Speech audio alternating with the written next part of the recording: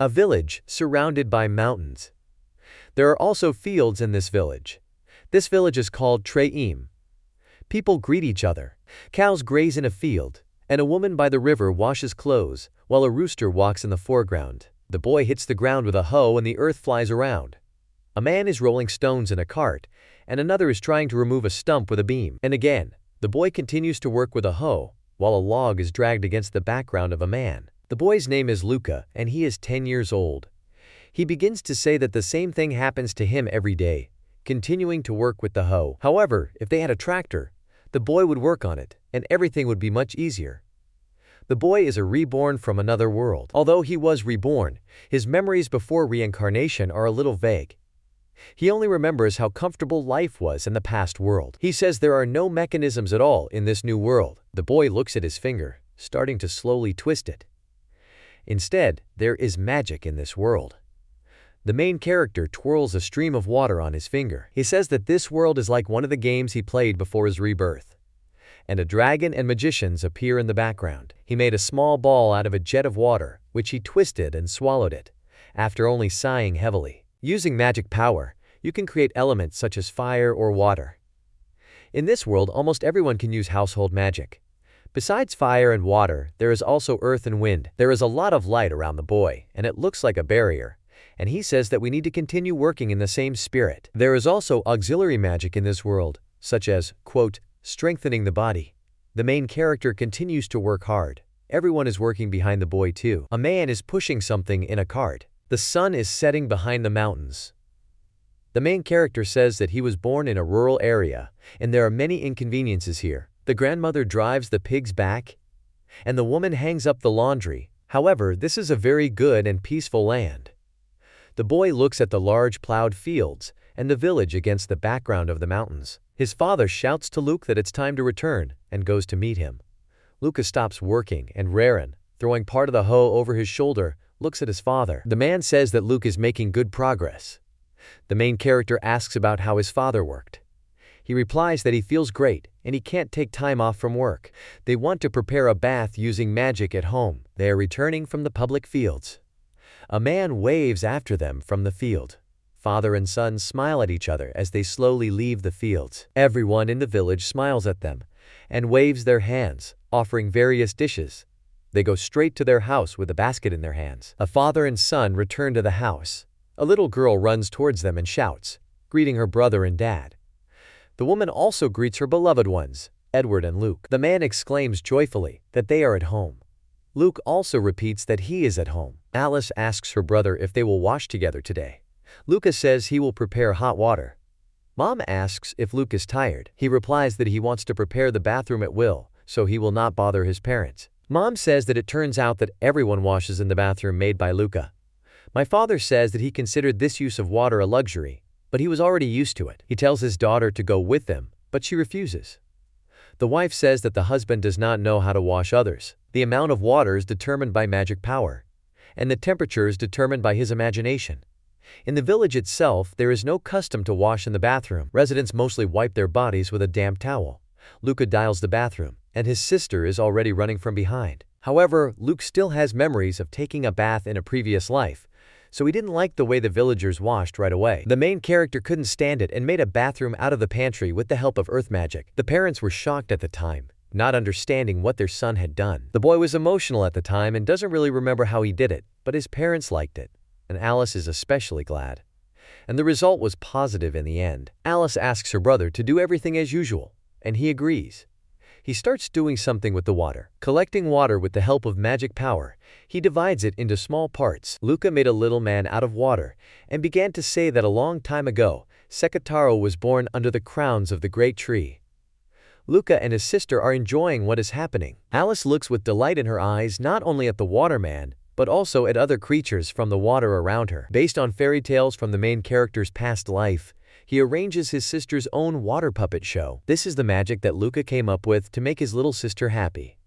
However, doing all this is not as easy as it might seem at first glance. It takes concentration of mind and control of magical power. But it helps Luke a lot that he has been training since he was very young, and that since birth he realized that he was reborn in another world. In infancy, his mind was clearer due to the fact that he was reborn in a new world.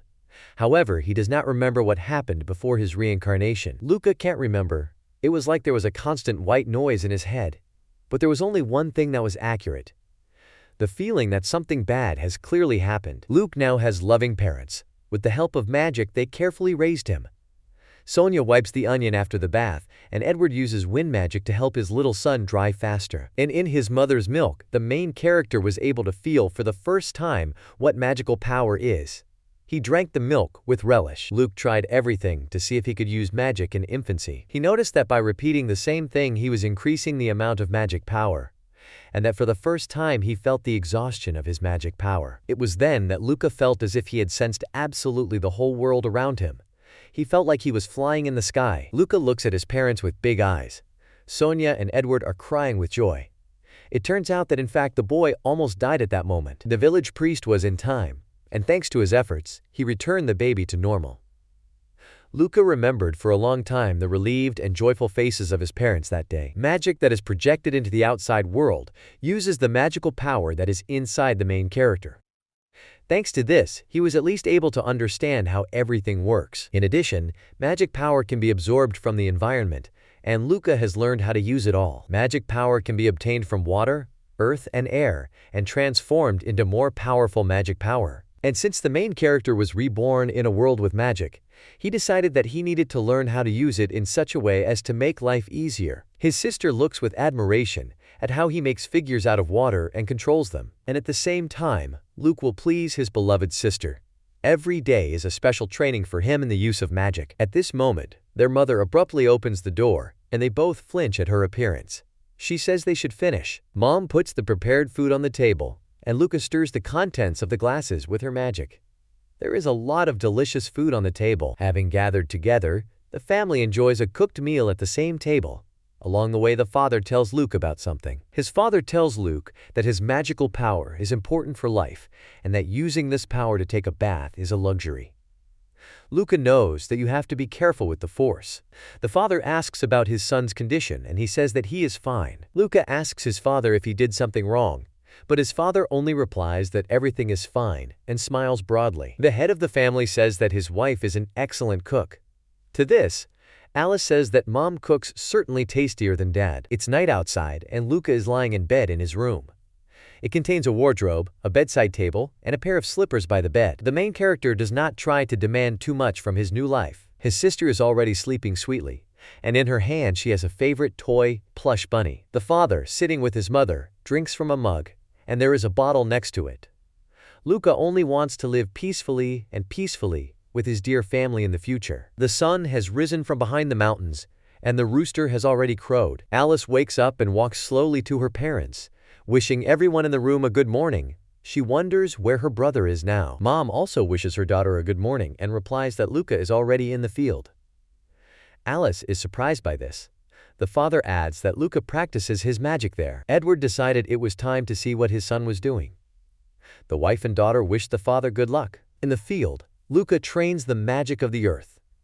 With his arms outstretched, he wants to try to repeat what he did with the dolls from the water. He picks up the earth, trying to make it look like a doll. The main character manages to make something like a doll, which is also divided into several parts, but is one whole, and with the help of magic she gets into a fighting pose. Now the doll is ready. The father stands puzzled. He asked if his son was playing with earth magic today.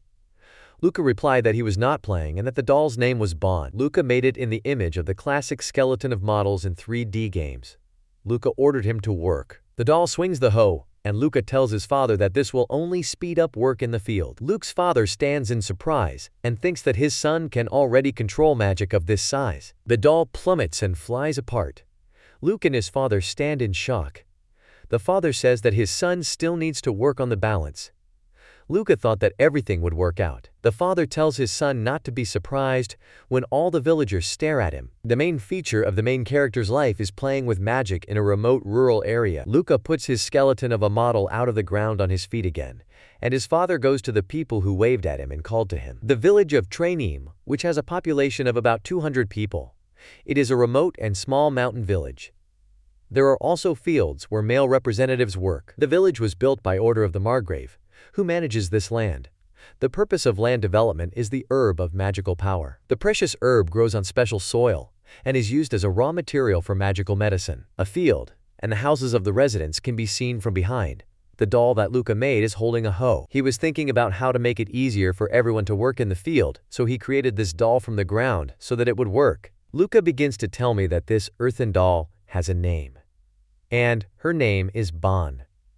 If the main character controls him, it greatly simplifies the work in the field. Bon is working with a hoe, and a chicken is watching next to it. Luca asks Lenael's opinion.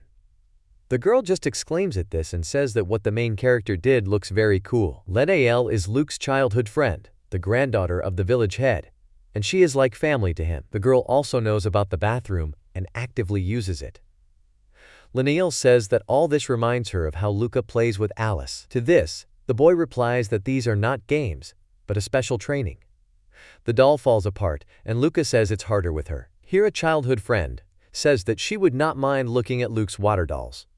The boy responds positively to this and suggests that she go to the bathroom together next time. The girl is embarrassed and imagines the scene of them sitting together in the bathroom. The girl runs away in embarrassment, raising both hands to her face and shouting her friend's name. Luca just rubs his cheek questioningly and notices that his girlfriend has behaved very strangely in this situation. Luca and the father of the family enter the house, who cheerfully informs his loved ones that they have returned. The woman greets her son and husband, and the girl joyfully calls her brother immediately to the bathroom. Her father asked Alice if she would go with him today, but she replied that she did not want to. The father is outraged that all this is unfair, that the daughter constantly goes only with Luke.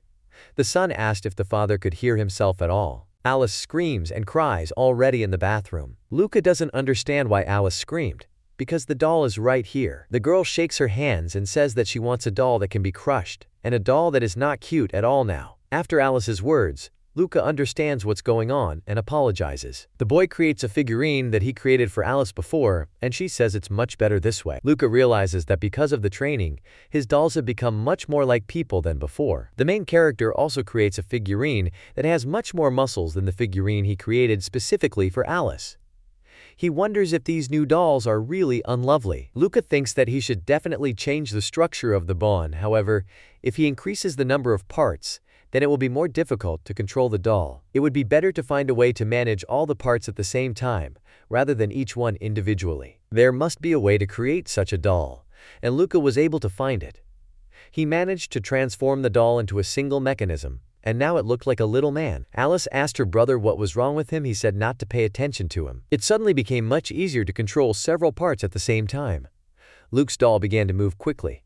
Luca had only to concentrate a little, and everything worked out. It is also most likely the results of his diligent training. Alice blows her cheeks and says that her doll is much cuter. The muscular doll of Luke and the doll of Alice stand opposite each other. Magic is still full of mysteries for Luke. He wants to try to ask the priest about it. Mom tells the kids to get out of the tub again, and they do it. The father asks his son how he feels, because using water magic and earth magic for one day is very much. My father says that the magic power is not infinite, and it is unthinkable for the inhabitants to spend power to control an earthen doll. Mom is only now finding out that her son is playing with dolls. Luca replies that he is not playing. He wants to do everything possible to make life easier for everyone, not just himself. Mom says it's a great idea, but they're all very worried about him. Luca thanks for the concern and says that he is really all right and he will not die like when he was just a baby. The family is in shock. Alice starts crying and says she doesn't want her brother to die. Mom says Luca was just joking. The father calls out loudly to his son. Then Luca really realizes what he said a minute ago. An unpleasant situation has occurred. Mom looks at her son with bitterness in her eyes and comforts her still crying daughter in her arms. The father looks with a certain fury, but at the same time he is very worried about his only son. The father tells his son that it is impossible to talk about death even in jest. Luca apologizes to his father, and after that the man ruffles his hair and says that it's time for him and his sister to go to bed. Alice lies with her brother and cries, saying that she will only sleep with him. Luca apologizes and says that everything will be fine. The head of the family says he worries too much. His wife is also worried about their child. My parents said that Luca was special to them. Luca and his father have already gathered and are waving their arms towards the fields. My father has a hoe in his hand, which he slung over his shoulder. Luca is carrying a small package, which, apparently, contains food. Sonia and Alice accompany Luke and Edward. Many workers are already in the fields. They also wave to Luke and his father, greeting them. The father tells his son that they should try hard today. The son also wishes his father good luck. Today, the main character will try to create the same doll as the water one. Luke manages to create a large replica of the doll he created in the bathroom, only it was bigger and made of a different material. This doll swings actively and powerfully, hitting the ground with a hoe so that small pieces of earth fly in different directions. This doll continues to make intense and fast strokes on the ground. Luca thinks that it is very effective and powerful, but if Alice saw this doll, she would definitely cry. Luca controls a doll that he created with just one hand. Luke's gaze is directed towards the forest, which was fenced off. Huge trees blocking the general view. However, Luca still feels something approaching the village. The doll is still working intensively. The main character decides that with the help of wind magic he needs to make a loud sound. The men look around, realizing that this is an alarm. His father runs up to Luca, and Luca, without further ado, tells his father to look towards the forest. In a world in which there is magic, there are also monsters in it. A man exclaims that these are manhua, forest wolves. Without much effort, you can see that there are 5 of them, but soon there may be more. They are aggressive and are going to attack. The man is amazed that they got out in broad daylight. He notifies the others about the monsters and tells Luke to run to the priest and tell him to evacuate all the villagers. Luke is worried about his father, but he will fight with the others. Luke's father shouts at the archers to stop the monsters from entering the fence and that they need to throw stones at them with the help of earth magic. All men respond positively to Edward. Luca says that he must also help them in the battle against monsters. However, the father still sends Luke to the village. The son wants to object, but does not have time. The boy's father says that children must necessarily obey adults. The main character looks at his father dumbfounded. The man gently smiles at his son and says that his duty as a father is to protect his family by any means. So for now, he trusts Luca to look after Alice and Mom. The man says that some forest wolves will not be able to defeat him, and laughs contentedly. Luca only responds positively to this with a smile. However, before leaving, Luca still decides to help them.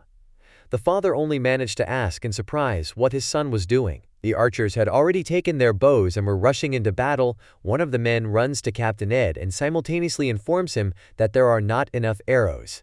To which Luke's father replies that everything has already been captured and the arrows are ready. At this time, Luke runs towards the village to the priest. Roger can see in front of him a huge number of arrows, which are now definitely enough for all archers to not leave a single monster alive. Roger was even taken aback by this amount. Roger declares that there are clearly at least 1,000 arrows here. Captain Ed says that he himself is sometimes amazed by his son's strength. The fact that Luca did it makes Roger even more surprised. Edward tells Roger to hand out arrows to everyone and stop calling him Captain. Roger understands what Luke's father is asking of him and calls the man by his first name now. Luke runs into the church, which has a beautiful mosaic in the form of a tree and a huge bell. The boy screams that trouble has come and the manhua have broken into them. The Holy Father clarifies with Luke what he said about megastars. The main character says that his father and the others have decided to take the fight. The grandparents who were sitting there are surprised and horrified by all this. They say they can help too. We need to inform the head man about this. The Holy Father says that everything is fine and there is no need to panic. Luke tells the Holy Father that his father told him to start evacuating the residents. To this, the priest replies that he first wants to look at the situation personally. They're coming out of the church. The priest uses magic to see how things are on the battlefield. He says Edward and the others have the advantage. Luca is surprised that the man sees from such a distance. The man says that this is a kind of body enhancement magic. Edward is standing with a sword, and everyone else has already pulled the string on their bows, showing that they are fully ready for battle. The monsters are also in full readiness. They open their mouths, showing sharp fangs, and ready to pounce. Luke's father stands at the very beginning, pointing his sword at the wolves. The archers release the bowstring stretched to the limit, and arrows mixed with stones fly towards the forest wolves. Arrows and stones hit the target exactly, and the wolves are defeated. Men rejoice, who raises bows and who raises swords, in order to mark their victory over the manhua. The Holy Father says that there were many arrows, so the attack of the monsters was repelled. Luca is happy that the arrows he made were used in the fight against the monsters. The Holy Father wonders if he himself made so many arrows, to which Luca says that he did not know how many were needed and did a lot.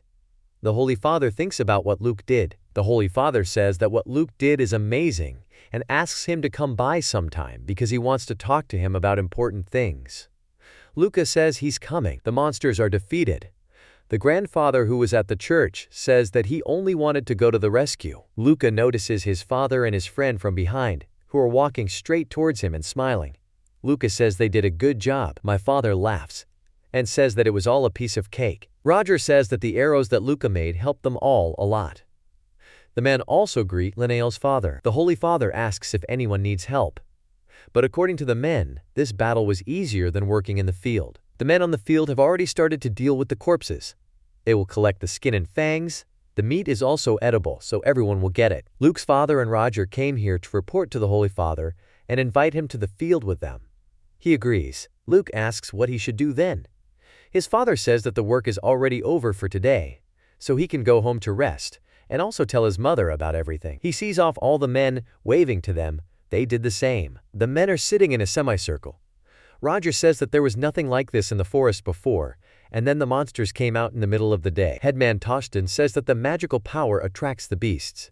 The Holy Father says that they feel strength on the level of instincts. Roger asks if they are really targeting a herb of magical power. The Holy Father says that if they were herbivorous monsters, then everything would be clear. However, they were predators.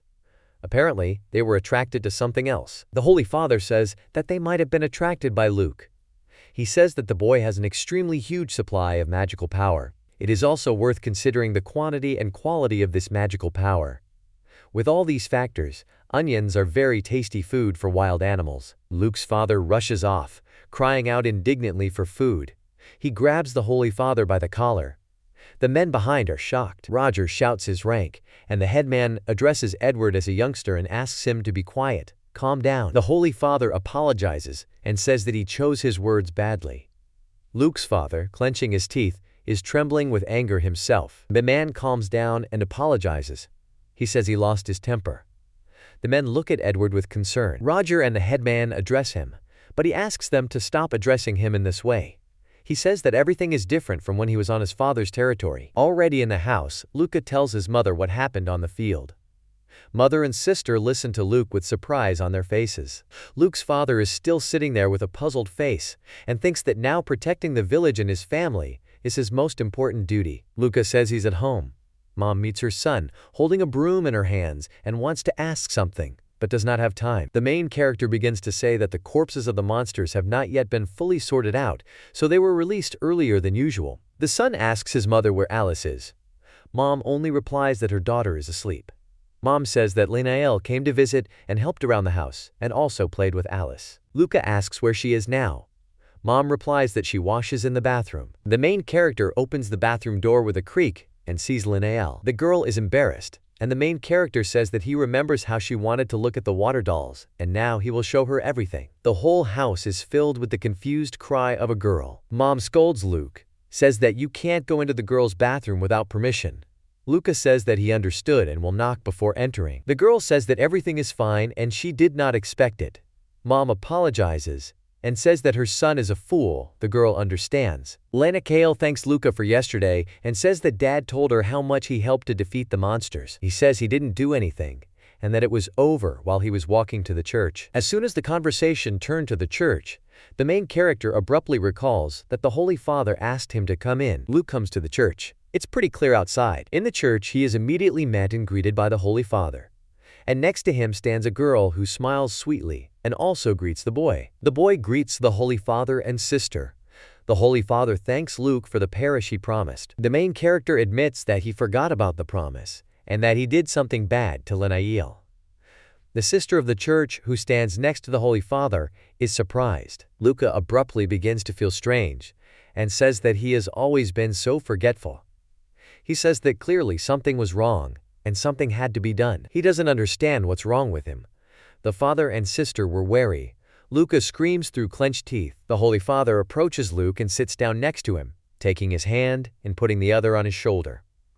The Holy Father says that everything is fine. Luca feels that he is getting very warm, and he is starting to calm down a little. Luke feels that he is at peace with the magical power of the Holy Father. He thanks his father and says that he felt strange.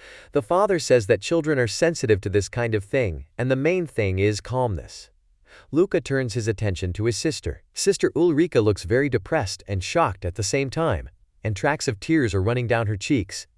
Apparently, she didn't expect this to happen. The Holy Father is calling Sister Ulrika. She apologizes and runs away, saying that she needs a little break. The main character asks his father what happened to his sister.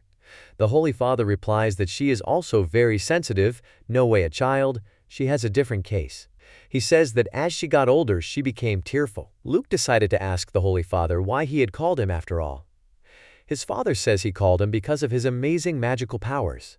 The boy does not understand what the man meant. The Holy Father says that the magical power emanating from his body is so amazing that it attracts the attention of evil creatures beyond the barrier. It seems that Luke began to understand what the priest wanted to tell him. Lucas says that it turns out that yesterday's monsters came for him because of his magical power. The Holy Father says that, to be honest, he cannot say this with 100% probability. The priest says that there is nothing wrong with this, and that he just decided that he needed to teach Luke to keep magical power in his body. And Luca has perfectly learned how to keep the magic power in his own body. Luke thanks his father. The Holy Father says that he did not release his magical power outside, except when it was necessary to use magic. Self-study also has its limits. Luca has been doing special training since childhood. The Holy Father is giving off his power, and Luke is standing in front of him, frozen, mesmerized by this sight, which is happening right before his eyes. Luke realizes that he is still far from the magical power of the Holy Father.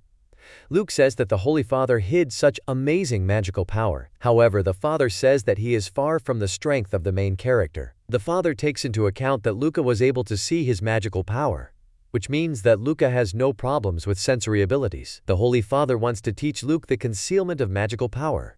Luca thanks him. The Holy Father says that magic power is in the body of absolutely every creature. This power is used to create various kinds of spells. He folds his arms, and a thread of fire appears around him. Father says that in order not to deplete the supply of magic power, the bow can absorb and mix magic power from the environment. Luca is thinking about absorption and mixing, and he wonders that everything he has learned since childhood was a mistake. Luke is a baby. He did not know about the names of the techniques of the New World. He decided that he would come up with a name for the techniques himself. The chakra is a place of gathering magical power. The cycle is the use of magical power from the outside. Magical oscillation is the use of magic itself. In fact, it turns out that his titles had names in this world. The chakra is compression. The circulation is the absorption of magical power. The magical fluctuations actually turned out to be mixing. This made Luke feel uneasy. He clutched his head. The Holy Father says that the technique is simple. Says that the bow should cover most of the magic power, with an invisible membrane of a small amount of magic power. Father says that this way, no one will see the hidden magic power. This is the cover-up. The priest notices that Luke looks pale and asks if he is all right. Luca says that everything is fine, and he has understood what a cover-up is. The Father tells Luke, since he has understood what concealment is, then let him try concealment right here and now. Luca is not quite sure, but agrees. Luke concentrates his power around himself, and now looks like when the Holy Father also did the concealment. The man looks at the main character appraising Ly, and judging by his face he is pleased with how Luke performs the concealment. The Holy Father raised his finger to his chin and said that Luke was just fine at using concealment. Luca thanked his father and said that he would continue his training. The boy said goodbye to the man and ran towards the house. The man told the boy to take care of himself. The Holy Father wonders what happened to Luke, because he even looked too depressed. The priest goes to the wooden door with iron trim and opens it. The door opens effortlessly, but you can hear how it creaks. Opening the door in front of the man, you can see a large tree with a thick trunk. Flowers grow around it. The rays of the sun fall directly on this area. The man is asked if Luca has gone home. He replies that he has left and turns to Velkin. The man clarifies that the girl is a priestess. He asks her why she started crying. The priestess says that Luca was hurt and it made her very sad. She says it's not this child's fault. The Holy Father is watching warily. The priestess says that even the sacred tree is not able to protect him and puts her hand on the trunk of the tree. The father also looks up at the crown of the tree. Welkin says that this is a great sacred tree that protects the land around it and puts down its roots on the same land. The girl says that the tree was supposed to protect him and hide all his magical power. The Holy Father adds that only the barrier could not hide the magical power of Luke to the end. My father wonders if this is because Luke has a huge supply of magical power.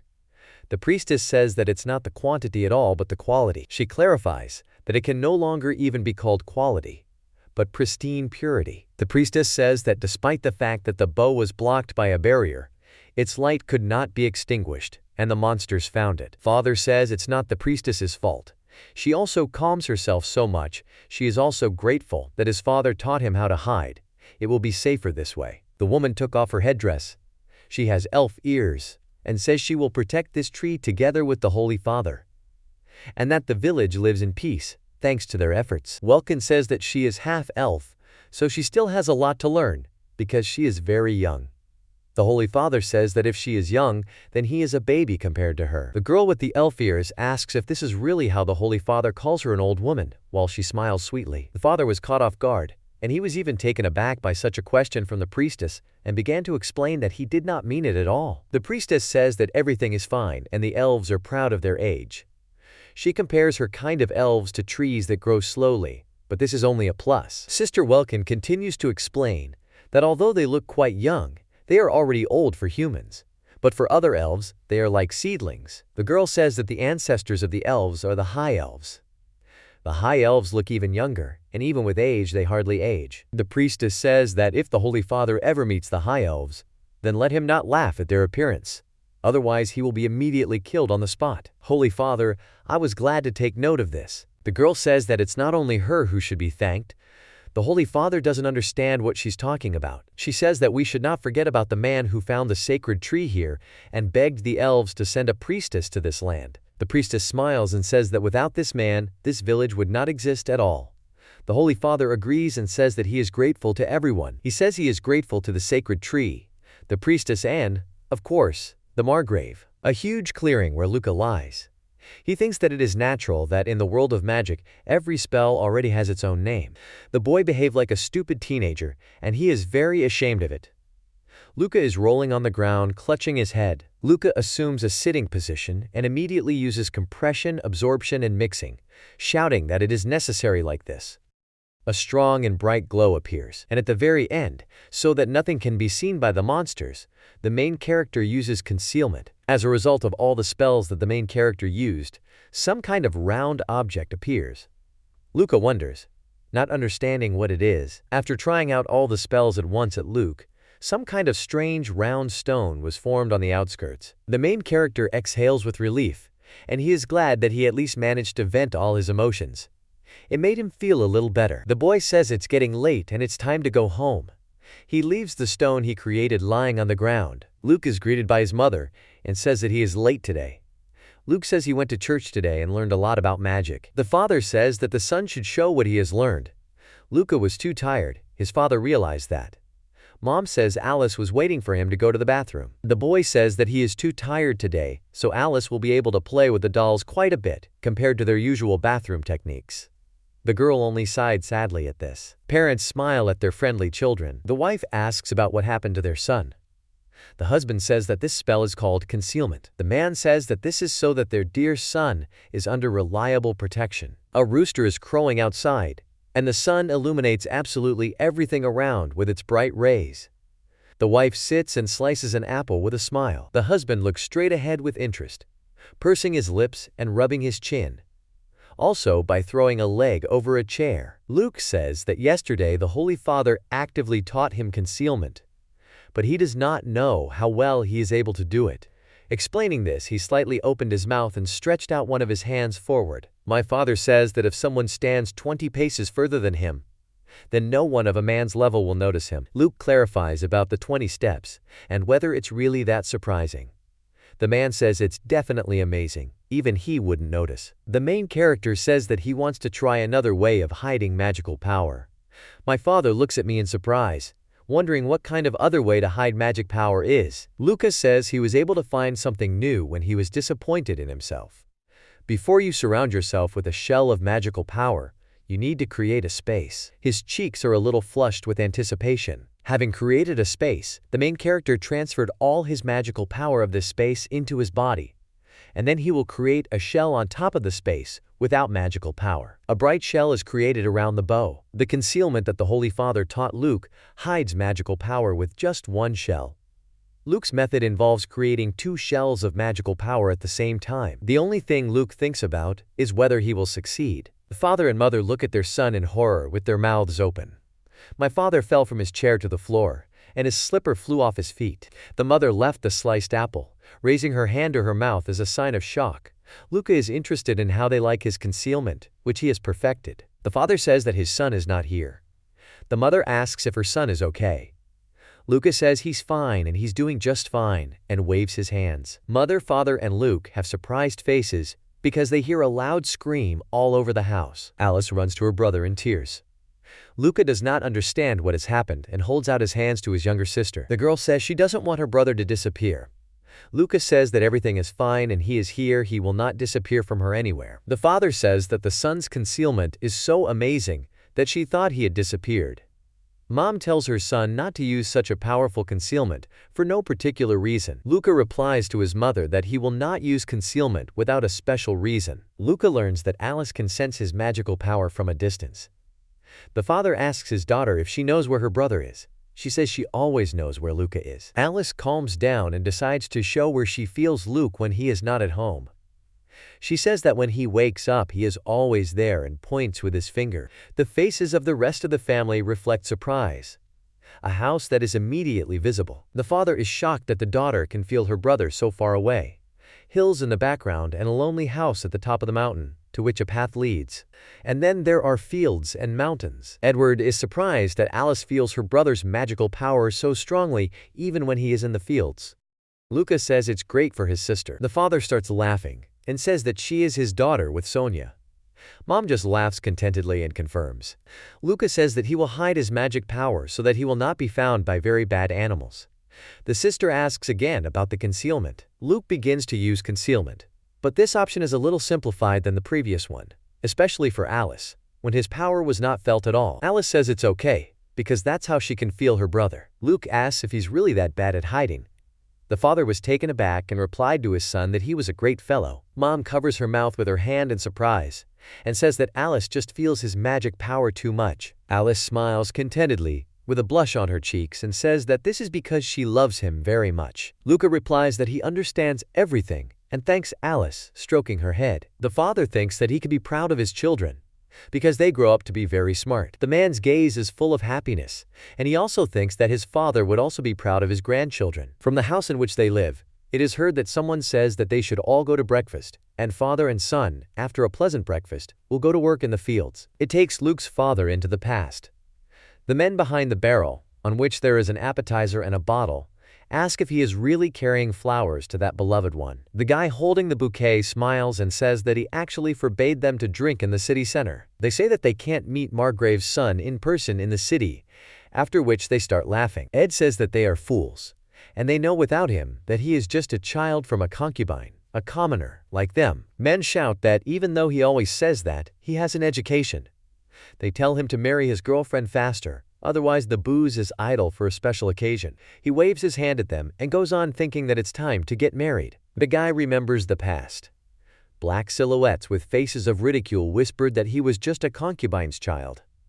And they whispered that his mother had died in childbirth. His father told him not to worry about what others were saying behind his back, because he was his son. Then Ed just replied that he understood everything and would not pay attention. Edward is small, covered with a blanket, lying alone in his bed, and wondering why his mother died and left him alone. The young man also continues to walk with a bouquet in his hands, noticing absolutely nothing and no one around him. And he wonders about starting a family. The guy abruptly returns back to reality on the street. He hears a familiar voice shouting for someone to stop what they are doing. A man insistently hugs a girl, calling her by name and saying that everything is fine. She asks to be released. He says he will love and cherish her. Sonechka says that she does not want this because she already has a loved one. Ed flies up and punches the guy right in the face so that he flies back. Sonia flies away with tears in her eyes and calls Edward. The guy is absolutely furious right now, but he understands that he has to protect his girlfriend. Edward gets into a defensive position when 3 guards are already pointing swords at him. Sonia clings to her Edward. The guy who was hit starts talking about how he dared to hit him and who he thinks he is here. Edward looks at the man with displeasure. Sonia tells Edward to stop because he doesn't know who this person is. You could see a huge, beautiful building, similar to a church, in the center of the structure of which a tree is visible. A man of full build, apparently the father of the guy who was hit, says that even though the young man is the son of the Margrave, he asks for severe punishment for him. His son is sitting next to him, legs crossed with one bandaged part of his face. Edward thinks that this man will become the next head of the Viscount's family.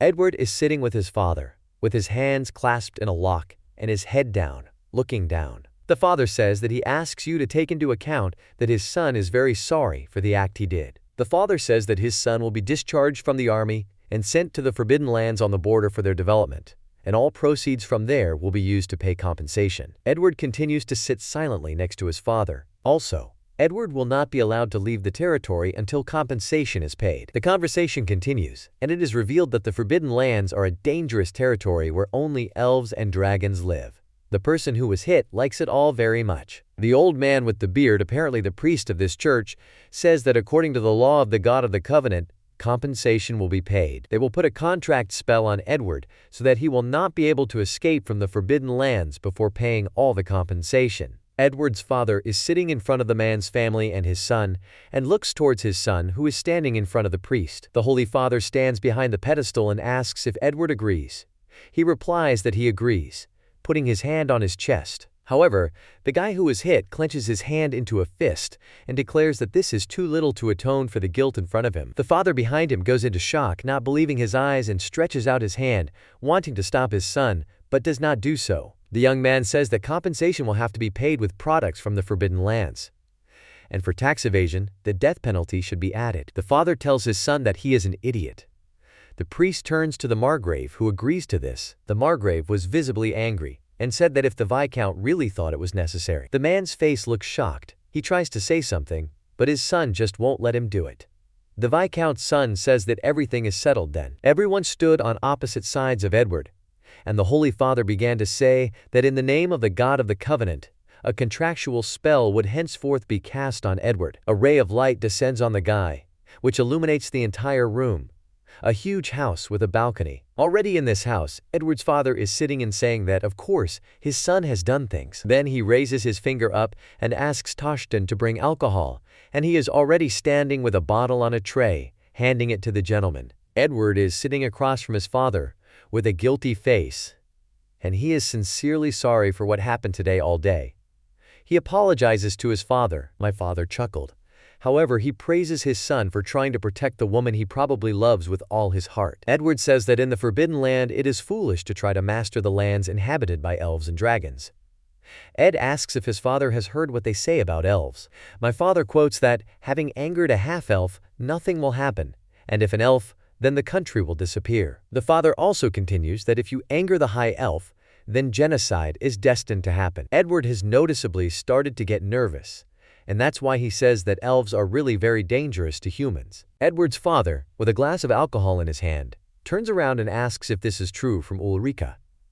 The girl replies that for the most part it's really true. Edward is sitting with a dumbfounded look, and his eyes are wide with surprise. The girl says that she is glad to meet Edward, and she is a half-elf named Ulrika. She says that she is not as vindictive as the elves, so the young man does not have to worry about this. Edward turns to the girl and says that it is a great honor for him to meet Mrs. Half-Elf. Edward's father says that he called her and takes a sip from his glass. The butler is still standing behind him and looking at Edward and the girl. The man also says that a sacred tree has been found on his new land. Edward is surprised and wonders if this branch of the world tree is the one that protects the whole world. The half-elf says that Mr. Christoffel asked to send a priestess capable of establishing a connection with the sacred tree. Edward's father says that Ulrika is here to become a priestess, and that with her power they can easily pay all the compensation. My father says that there is a lot of magic power grass growing there, and that if they sell it, they will quickly pay all the compensation. Edward is surprised. He realizes that everything went according to his father's plan. The man laughs and says that it's not for nothing that he is the Margrave himself. The Margrave declares that the stupidity of the Viscount's family's sucker about the death penalty far exceeded all his expectations about him. Margrave says that this guy has yet to learn about the consequences that await him from today's actions and brazen statements. The man brings a glass of alcohol to his mouth, and the butler stands behind him with a serious look. Father says that Toshten and their best farmers will go with Ulrika, and they will turn the forbidden land into rich land. The son thanks his father for this. Edward decides to bring up the subject of Sonia.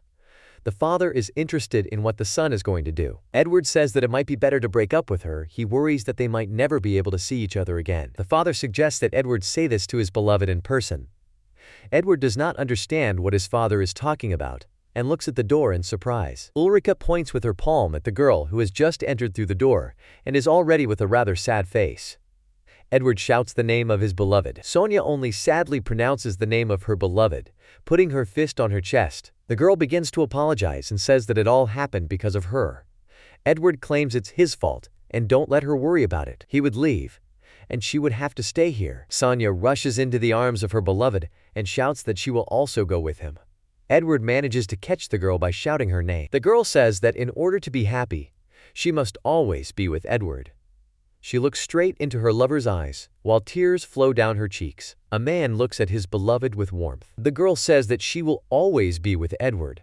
The guy says that he also insanely wants the same thing as his beloved. The Margrave tells Toshten that they need to settle something else before leaving for the Forbidden Lands.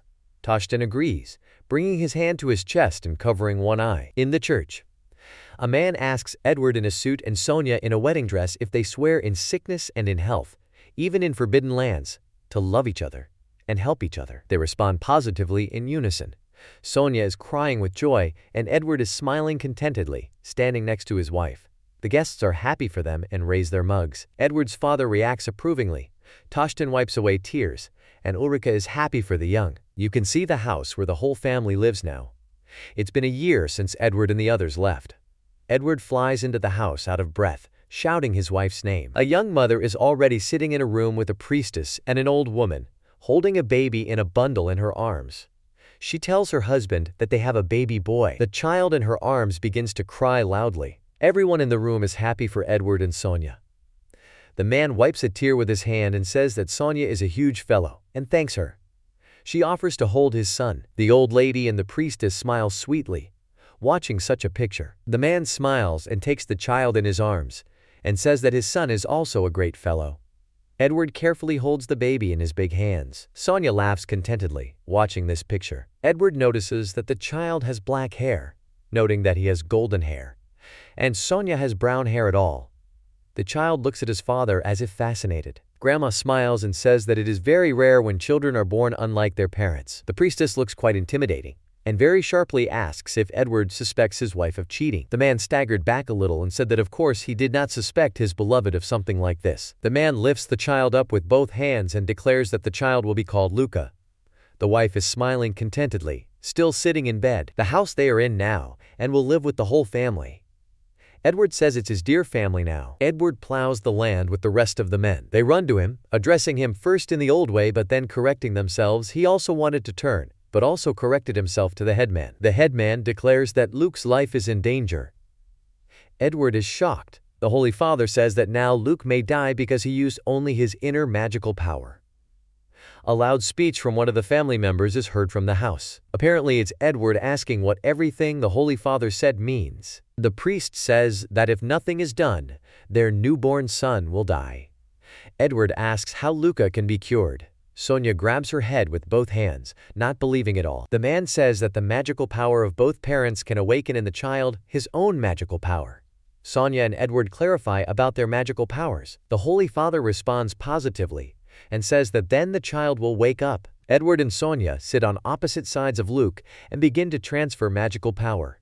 Edward asks Luke to hold on. He is ready to give him all the magical power he has. The man says that he is his family, his son, and he will not give him even to God. Luke's parents are clearly crying with joy because their son survived and opened his eyes, looking directly at his parents. Edward says that whatever happens, Dad will be able to protect him. The whole village stretches out as if in the palm of your hand. Luca has already grown up significantly. He raises both hands and tells mom and dad that it's time for him to leave. He looks very calm. Father and mother wave to their son. Luca wishes Lenael a good morning, carrying a small bag in his hands. The girl also wishes Luke morning, carrying a small bag in her hand. Sonia says that Toshtain's granddaughter and Roger's daughter are friends with their son. The girl's mother died, so Roger brought her with him to this village. The woman says that Luke's condition is still strange. Edward is surprised by this. He asks if Sonia is referring to what happened in infancy. Edward's wife says that they didn't, because they figured out what happened in infancy. Luca helps out in the field, but people say that he mumbles feverishly and uses magic as if it's all a harsh workout. Luke, furiously working with the instrument, mutters that this is his best life in the new world. Sonia covers her face with her hands and begins to cry, because compared to other children, her and Edward's son does not smile at all. Edward looks at his wife dumbfounded at first, not understanding what happened. Luke's mother repeats once again that their son is not smiling. You can see Luke's blank stare here. Edward thought that just because he had a family, everything was fine, but he didn't even notice this in his son. Edward hugs his wife to calm her down a little. Edward and Sonia bring their son to the Holy Father and the priestess, where there is also a sacred tree inside. A woman greets Luke and introduces herself as Sister Ulrika. Luca greets her by name, and his parents are standing behind him. Luke wonders if this is the sacred tree, and says that it is a very beautiful tree. The boy does not look away from the crown of the tree. Ulrika holds a small ball in her hands and says that it is a sweet from the honey of the sacred tree, and gives it to Luca to taste it. Luca tastes the sweetness of honey, saying that it is sweet. The priestess laughs and asks Luke to show all his magical powers to her. The priestess is very shocked. She says that there are absolutely no problems, and Luca and his mother can safely go home, and his father should stay here for now. Sonia thanks the priestess. They see them off. Edward wonders why he's the only one left. The Holy Father is shocked because the priestess pounces on Luke's father with lightning speed so that the headdress flies off her head and she grabs him by the throat. It's enough that he doesn't even have time to come to his senses or say anything. Ulrika asks about the purpose of the contract magic on the bow. So this is also not a contract imposed by God's power, but the contract of the devil himself. Edward tries to ask through clenched teeth what Ulrika's sister means. Edward doesn't know where the devil's contract came from on the bow. Edward says he would never do this to his dear family. He would never do this to his own son. The priestess is still holding Luke's father by the throat. The Holy Father addresses the priestess. The priestess releases the man and apologizes to him, saying that Edward is really not that kind of person. Edward says that everything is fine and he is glad that they were able to come to an understanding with each other. Behind the priestess Ulrika stands the Holy Father. He asks what the priestess meant when she talked about the devil's contract. She says she felt something inside him. It is a negative force that is intertwined with a magical one. The priestess says that when the onion exhausted its supply, a crack formed where this negative force could penetrate. The Holy Father said that Luke really exhausted his stock of magical power in childhood. Edward exclaims that they were able to cure him with the help of his magic power and his wife. The man screams loudly, it seems starting to realize something. Edward falls into a stupor, because it turns out that the contract magic is on him, and what happened to Luca is his own fault. The priestess says that now everything is clear, and the magical power of contract magic penetrated inside Luke when he transferred his magical power to his son. The Holy Father says that it turns out that in this way, the magical force established the contract. Edward can't get the idea out of his head that everything that's going on with Luca is because of him. He even has an excerpt from the past, how the Viscount's son talked about the death penalty for breach of contract. The Holy Father wonders if the priestess's power can cure him. Ulrika replies that, unfortunately, she will not succeed. In addition, she may harm him, and Luke's life may be in danger. Edward is interested in what to do. The priestess says to watch. The priestess says that as soon as Edward completes the condition of his contract for the payment of all compensation for products from this forbidden land, then Luke's contract may disappear completely. Ulrika's sister says it's better than trying to cancel the contract on your own. It's better for Luke now that his father, like his family, looks out for him. Edward looks serious. The priestess says that she will do everything she can to help him. Edward lowers his head and sincerely thanks Ulrika. Edward, along with Sonia and Luca, are apparently heading for a picnic. Sonia is wearing a hat, and the man has a huge backpack with various items on his back. My father thinks that everything will be fine. He and Luca go fishing together. Edward helps his son pull the fish out of the water, The man thinks that he will be able to protect his son. Edward is holding the reins, sitting on a horse, and in front of him sits a slightly frightened Luca. The father can claim that as long as he is with Luca, everything will be fine. His father wants to tell Luke to forget forever about all those who will somehow squint at him throughout his life. After all, Luke is Edward's dear and beloved son. The whole family is sitting under a tree and eating cooked sandwiches. Mom chews and looks at the onions, smiling. The father pats the boy on the head, and the son looks at his father. Everyone is home again. Luke calls his father, and he goes. Sonia smiles sweetly, looking at her beloved family, and says that they have a girl. The woman holds the baby in her arms, and the girl begins to cry and scream loudly. Luca looks at the child in surprise. Edward shouts that the girl's name will be Alice. There is also a priestess and a grandmother in the room who are smiling happily. Edward helps Luke pick up Alice, now his little younger sister. The boy rocks Alice and sings a song to her, and she falls asleep. Alice has grown up, and Luca is playing with her toys. Luke's sister has grown up a little more, and he is already starting to walk with her by the hand on the grass outside. Edward and Sonia are incredibly happy to watch all this. Luca is finally smiling. With the help of his magic, the boy makes figures out of water, sitting on the ground and bending his legs under him. Alice is also glad to have such a pastime. She smiles and stretches her hands to these figures from the water. Edward thanks Sonia. The wife looks at her husband with tears in her eyes. Edward also thanks his daughter and son. They are his children, even if he is bound by contract magic. Tears flow down the man's face and fall to the floor. Edward has a family and is insanely happy. The man hugs his family and smiles. Sonia holds Alice in her arms, clinging to her husband. Luca put his hand on his father's chest, looking at him. Now this whole family is really happy. Present time. The men look at Luke and his dolls from the ground with puzzled faces. Luca says that daily training has paid off, and now he can control 3 dolls created by him at once. Luca beeps while he's working. The main character says that he uses wind magic to give sound commands. He thinks that in the future it will be possible to compose a whole melody. Edward says he understands that Luke likes to practice magic and scratches the back of his head. Despite all this, the man shouts that it's all incredibly noisy. Luca flinches at what his father has told him. Luke's dolls get into the same fright pose as him. The men behind Edward just smile nervously. Luke's father says that wind magic is used for emergency signals and that he only scares people in vain. Luke apologizes to his father. Edward says that to whom one should apologize here is to all the residents who are standing here now. Luca apologizes to the men who are here, and they smile, forgiving him. Luke's father notices that his son alone was able to learn so much about magic. Luke is indeed an outstanding son. Edward realizes that it looks like it's time for Luke to take up magic. The action takes place already in the church. The Holy Father thanks everyone here for being able to join them today. Today they will talk about one of the most important parts of their lives. The Holy Father is standing behind the pedestal, and Sister Ulrika is next to him. Sonia is sitting and smiling, watching the reaction of Luke and Alice, as well as Lenael. They all sit on the same bench. The most important part of the life of the inhabitants of not only this village, but also this world, is magic. Luke looks at his father and the priestess in surprise. The boy in the front row says that he can use magic without lessons. The Holy Father says that magic is something that can be used without much training. All those present are listening attentively to the Holy Father. The Holy Father asks what kind of magic Ardan knows. The boy says that the magic of everyday life is the easiest, and immediately shows it. Suddenly, Ardan is hit by his father because his son burned him. The man asks what his stupid child is doing. The priest says that the magic of everyday life is so called because it cannot replace it in everyday life. However, the official name of this magic is creation magic. There are 4 main attributes: water, fire, earth, and air.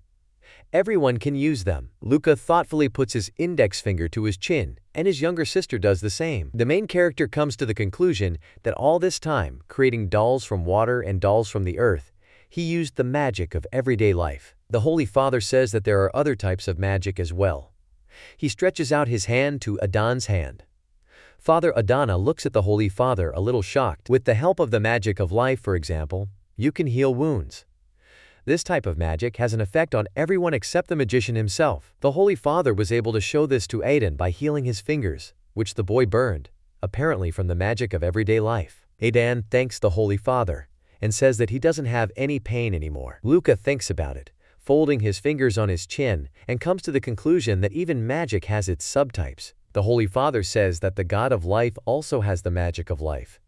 The father starts to fart and say that it's all too simple. Everyone who is there starts laughing, looking at the Holy Father. My father says that now it's worth talking in more detail about other types of magic, and that everyone in the room should study the amplification. Everyone is looking at the Holy Father with thoughtful faces. Adan shouts about the gain again. He says that he knows how to use it. The boy's father says that this is not an enhancement at all, as his son thinks about it. Adan does not understand what his father is talking about, and exclaims in surprise. The Holy Father said that, unfortunately, the boy had only increased his own mana. Adan thinks the Holy Father is probably joking.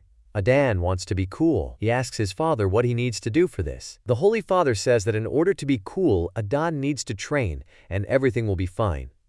One day he will feel a certain click in his whole body. This is called removing magical restrictions or learning new skills. Luke understands what his father is talking about. He comes to the conclusion that he was able to combine his dolls, which he made at the very beginning, and this was the impetus for the emergence of a new skill. We are talking about a doll with different parts and one in which all the parts have already become one. However, Luke does not understand what the Holy Father means when he talks about acquiring skills. Luca starts to fart. Linnea looks with interest at Luca, who has been dreaming from the side. Luca thinks it's similar to the name of the games from his past life.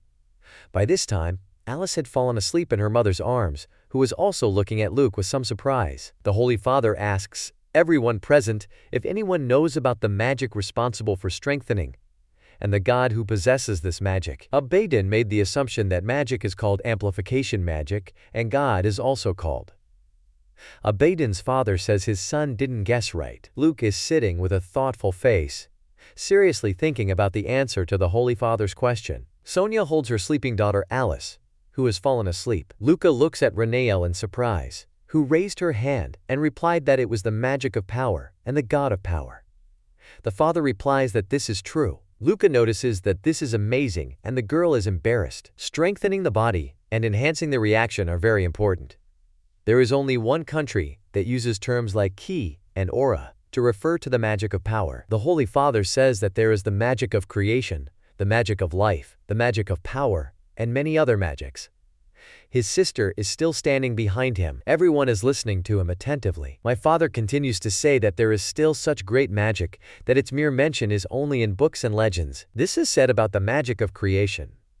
She has the power to control absolutely everything in the world. The magician controls the bird by pointing a staff at it and holding a book in his other hand. The Holy Father says that in addition to the 4 basic attributes, there are also attributes of light and darkness.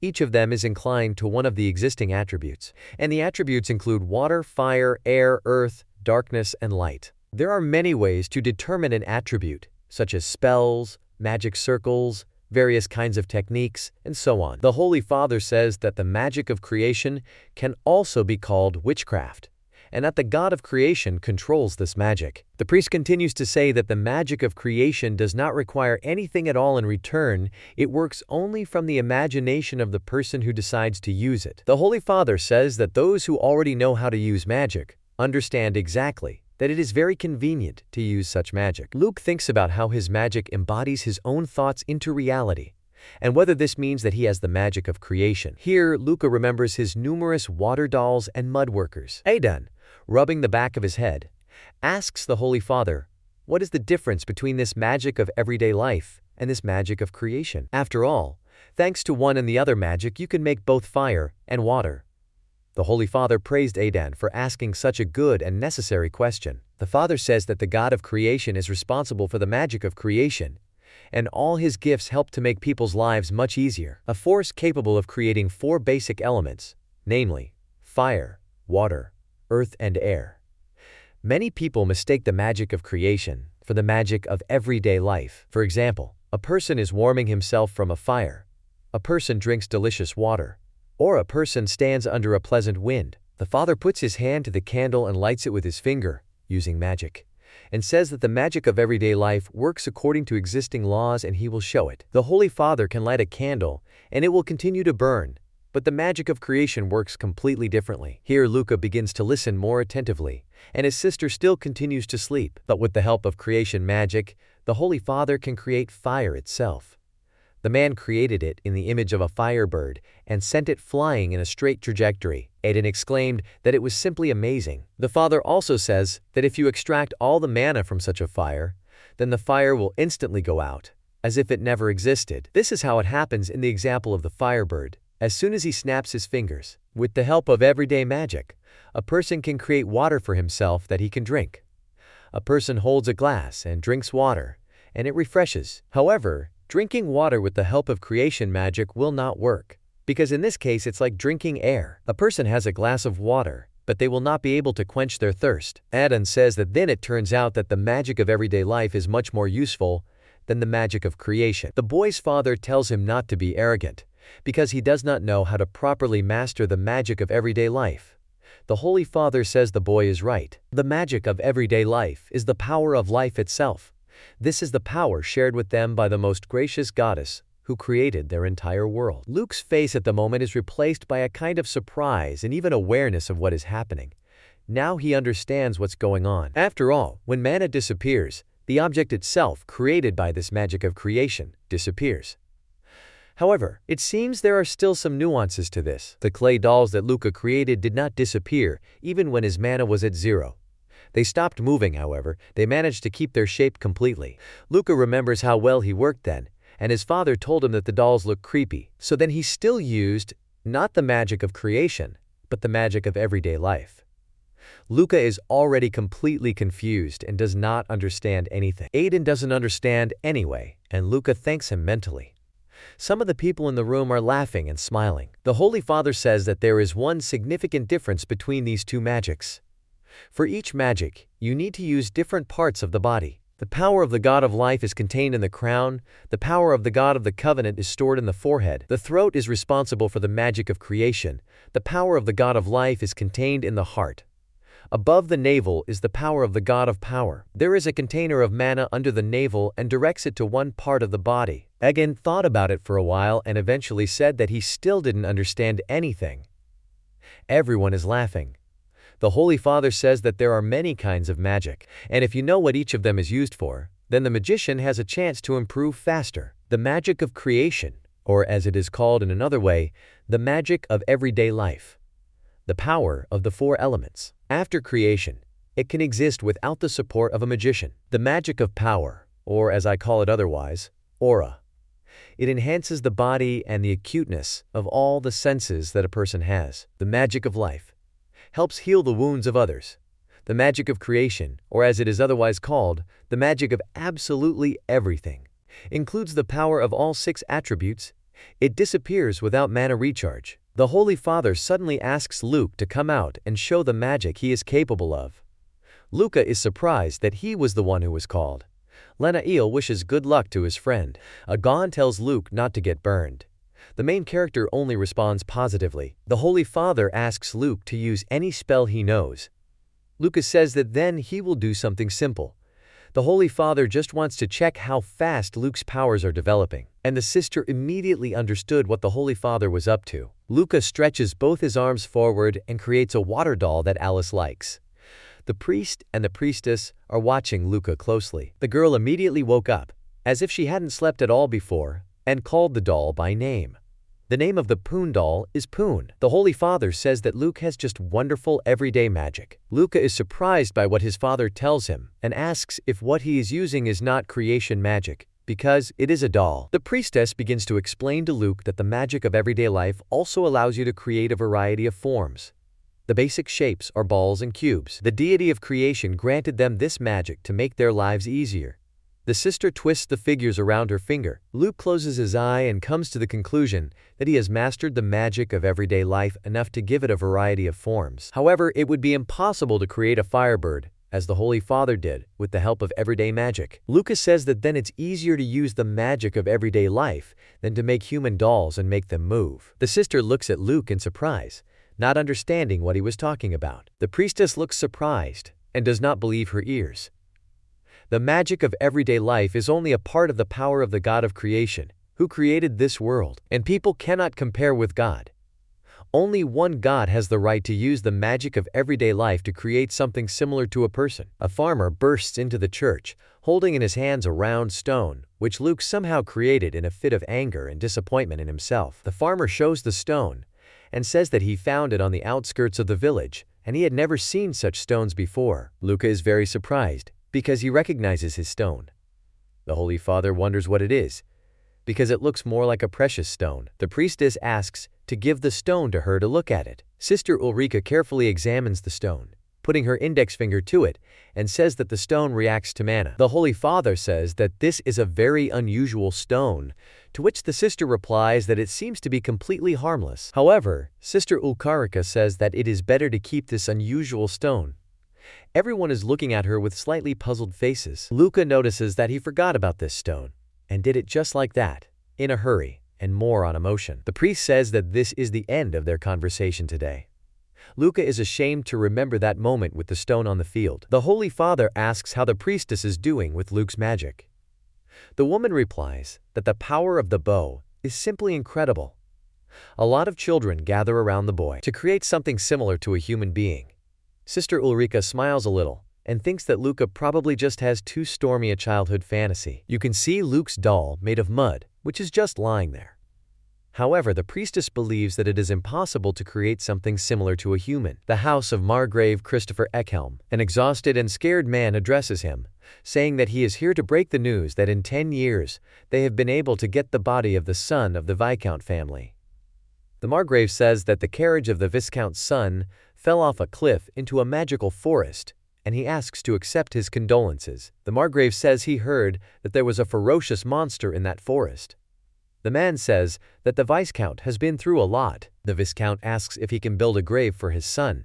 The Margrave says that, of course, it was possible and unnecessary to even ask him about it. The Margrave wonders who was to blame for this accident, but it doesn't matter now. The Margrave continues to argue that perhaps it was even God's blessing, because the man's son did absolutely everything he wanted until his death. The Margrave says that the guy should be buried with all honors. The Viscount thanks the man. The Margrave tells Nicholas that he will attend the wake. Nicholas says they can combine the visit and the next check by checking the schedule with the Viscount. The Margrave notices that Nicholas is as quick and accurate as ever, which is to be expected. Nicholas, the second son of Tostan, shows the notebook with the schedule to the Viscount, and the man wonders if he can look at the schedule like this. The man says that his life is constantly under the gun. Such is his life as a Margrave. That's not what the Viscount meant. The Margrave says that nothing terrible will happen, and if it does, it's better with some criminal. He adds that soldiers and people should not be wasted, because they are the power of the country. The Viscount nervously says it's a good joke. Nicholas says you shouldn't have provoked the Viscount so much. The Margrave says that out of self-pity, he is ready to kill his own son, and he infuriates the man. He asks how his son and grandson are doing. Nicholas says they are gaining strength in the village. The Margrave asks Nicholas to send his greetings to his father and brother Roger. Nicholas says he will definitely do it. The Margrave, with hope in his eyes, thinks that Ed and Luca will be strong and will not succumb to the curse, gazing at the sky. A tree with a thick trunk, covered with a huge number of flowers. A large clearing with flowers. A girl with elf ears who starts laughing and says she definitely feels something unusual. She smiles contentedly and directs her gaze forward, saying that she feels the power of the magic crystal. Flower petals are flying around her. It's as if she sees a magic crystal and wonders what kind of person could have created it. It can be seen that there is a huge area with mountains and forests, which is fenced with a fence and a sign. A creepy forest. The trees are bent so that they form a kind of arch, and there is some kind of slime on the ground, near which a centipede crawls. On the other hand, bugs crawl and mosquitoes with midges fly by. The Viscount can be seen holding a knife to protect the house and saying that his stupid son is to blame for everything that happens to them. The son did not understand what his father was doing. He screamed, and the cart with the horse flew down the cliff, smashing this very fence. This slime begins to grow and materializes into the Viscount's son. This creature says that it is not bad, and it will never forgive Edward for anything. A beaming, joyful girl is looking at something, pointing her fingers forward, humming some kind of melody. Alternately, the girl presses her fingers on the keys that produce notes, do, re, as well as the last mi. She keeps tapping and enjoying the music, smiling. A dark-haired boy is sitting next to him, pointing his fingers somewhere and making a sound. The girl presses the next FA key. The main character uses wind magic to make air blocks. The main character and the girl are sitting on the floor. Behind them at the table, several people are having a dialogue. Archie presses the keys, and the boy creates a sound. Archie continues to persistently press various keys, while the boy continues to create sounds. This system did not last long. The boy is already dizzy. He thinks that it would be great if it were possible to use fusion, so that the keys themselves make sounds. Archie turns to his brother, who is surprised. The main character understands what kind of feeling it is. He imagines how he controls some small person with his hands. He remembers how a man with a smile told him that one day he would feel a certain click in his body, removing magical restrictions or learning skills. Archie becomes even more joyful because now it turns out faster.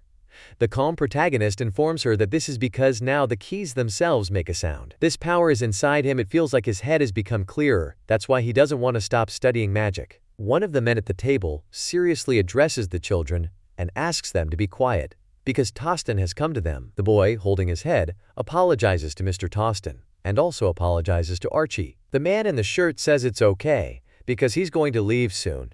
He thanks them for their time, and he says goodbye to Edward and Sonia. A man and a woman with a smile tell him that they understand. Tostin comes out of a wooden house surrounded by a forest. Luca asks Edward what they were talking about. The man tells him that his grandfather will visit them next time. Luca stands and asks if Grandpa is running errands for the Margrave. Archie is happy that Grandpa is coming. Edward replies that this is so. He is a servant of the Margrave, overseeing the harvest in the villages. Sonia clears the dishes from the table. The main character is interested in what their grandmother is doing. The girl joyfully repeats the word, grandmother. Edward laughingly replies that she is resting and living with her grandfather. Sonia replies that, nevertheless, it's kind of sudden. The man replies that it's all because of the monsters. The man remembers the forest with rocks. He says that monsters from the magic forest began to appear in other areas. Because of this, the local fauna began to migrate. Edward thinks they're afraid of something. Monsters are a humanoid race that uses magic. There is a silhouette resembling a human, with white eyes and a mouth. Magical beasts are beasts that are capable of using magic. The dark dog pointed its head down. The main character wonders if all this will affect their village. Archie holds her cheeks in fright and says that something bad is coming. She is scared. Luca hugs his sister. Edward tells her with a smile that everything is fine. Because their village is protected by a sacred tree, monsters will not be able to approach them. Since the very foundation of the village, I have only seen forest wolves here. It's starting to get dark outside. Edward asks the girl not to worry and asks the children to wash up and go to bed quietly. Night is falling. Edward and Sonia are sitting at a table. A man is holding a mug and a bottle. The man with a serious face hopes that nothing will happen during the old man's arrival. Sonia says that these rumors about magical beasts are frightening. Sonia, with a worried face, says that she just wants to live with all of them in peace and tranquility. Edward agrees with her. After that, they pay attention to Luke, who stands in the middle of the room and yawns. They are surprised that the children are still awake. Luca holds a crying girl in his arms. The main character reports that she was scared by a story about monsters. The main character apologizes and says that he did not want to wander at night. Edward and Sonia look at them in surprise. Edward takes Luke in his arms and laughingly tells him not to apologize, because they are a family. Sometimes you can stay up late together. Sonia holds Archie and agrees, because as long as they are all here, then Archie will not be afraid. The man raises his finger up and with a smile tells the children that if the monster shows up, he will definitely deal with it. Archie agrees. The girl says with a smile that this brother will protect them. An angry father tells her that it's Dad who will protect her. Luca draws attention to the bottle on the table, asking his father if it's alcohol. Edward gives a positive answer and says that it is made from a magical herb, so it tastes magical. All four of them are sitting at the table. Luca asks again about the magical taste. His father tells him that it is difficult, but all food containing mana feels like that. The wolf they had recently eaten also had a magical taste. A wolf with a strange coat turns out to be meat that is fried. The boy looks at his father, who is slowly dripping alcohol into a glass. Edward says it feels amazing, so he drinks a little, enjoying himself. The main character thinks about the fact that they drink it a little in order to taste it. He remembers that there were similar sake kits in Japan. Suddenly, a bottle and small glasses fall on the table with a clatter. Everyone is surprised by this, except the main character, who has not noticed it yet. All four of them look at the objects that have appeared out of nowhere, in disbelief. Luca, who also opened his eyes, asks what it is. He is surprised by the glass bottle and the stacks that appeared on the table after he remembered about them. Edward pulls himself together and asks what it's for. The main character tells him that they are used to drink alcohol. The man looks at the boy with a smile and says that since they are made with the help of magic, they will soon disappear. He will definitely use them, thanks the boy for what he did for Sonia. His mother tells him that he is amazing. The main character does not pay attention to their words, but is stunned to think only about how he did it. Although he had an image of a glass bottle with stacks in his head, he only imagined them for a second. Luke wonders if this is the development of skills, which the priest was just talking about. Is it really the ability to bring fantasies to life? The guy wonders why this is happening now. Is it because the image is familiar? He stops himself at the fact that it doesn't look like it. He's starting to feel dizzy. Everyone continues to sit at the table. Archie asks where the stack is for her too. Everyone looks at the girl in surprise. The tearful girl points at herself with her finger and asks where her stack is, why there is no one for her. Edward and Sonia turn to Luke. The main character holds his head in fear, because he understands everything. He keeps holding his head. Luca would love to make another one for Archie, but he has no idea how he did it. The tearful girl looks at her brother and asks once again where her stack is. The boy asks her not to cry, now he will come up with something else. The main character puts his hands in front of him, in front of which a glowing ball appears. Everyone is looking at it. His father, smiling, wonders if Luca is squeezing mana. Sonia looks at the boy in surprise, not understanding how this is possible. The mother realizes that the stone that caused the noise in the church was made by Luke.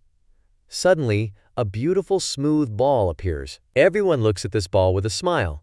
The boy says that it turned out to be good, asks Archie if it will do. The girl joyfully stretches her hands towards the glowing ball. She says that it is a very beautiful stone, and also thanks her brother. Suddenly, a column of light falls on the table, in the middle of which a man with pointed ears appears on his knees, who takes this stone in his hands and examines it with a smile. Everyone looks at him in shock. A man suddenly appears and examines the ball, and with a smile informs that it looks great. The boy looks at her in surprise, while his parents look at him angrily.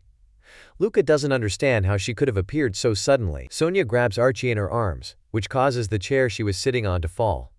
Edward puts his fist in front of him and maliciously asks who he is. Archie cries and stretches her arms forward because the stone was taken from her. It's night outside.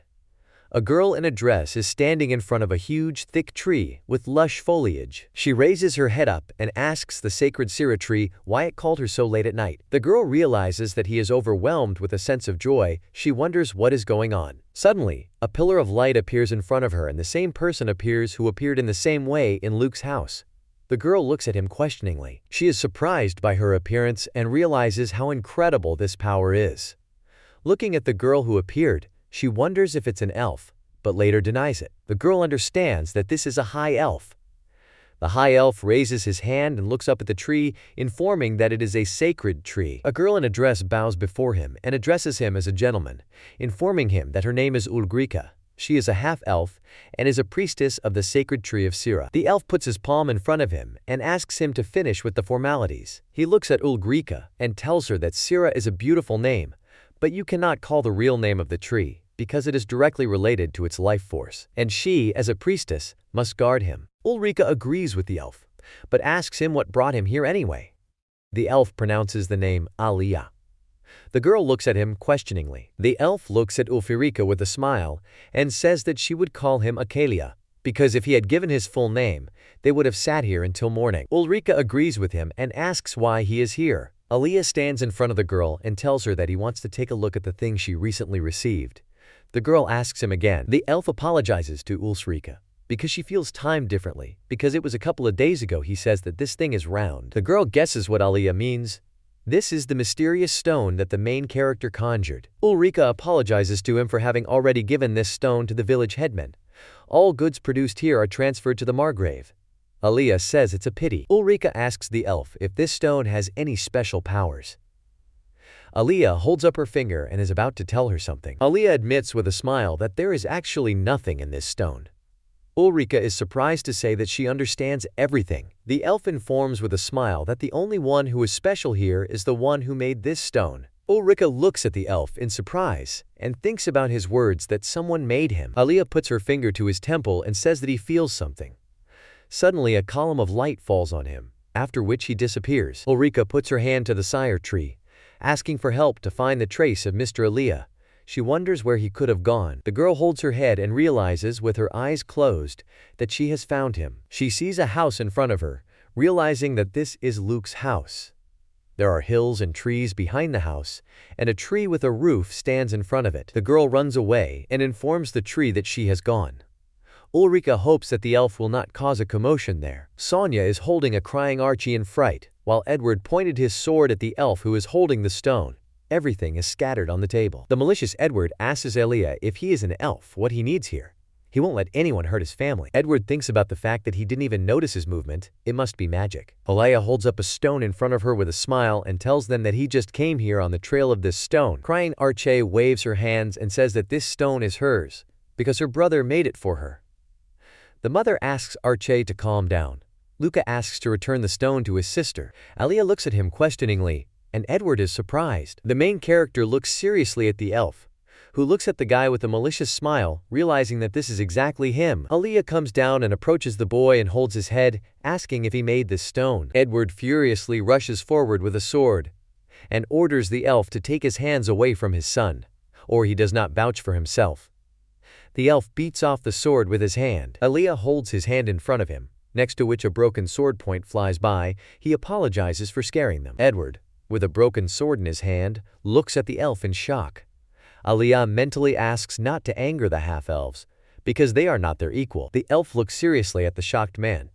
It is better for them not to anger the elves, because otherwise the whole country will die, and no one will survive. The main character looks at the elf with an angry face and informs him that his name is Luca, asks what his name is and if he is an elf, as Dad said. Edward looks at his son in surprise. Aliyah stands in front of the boy and with a kind face replies that he really is an elf. The boy can call him Aliyah.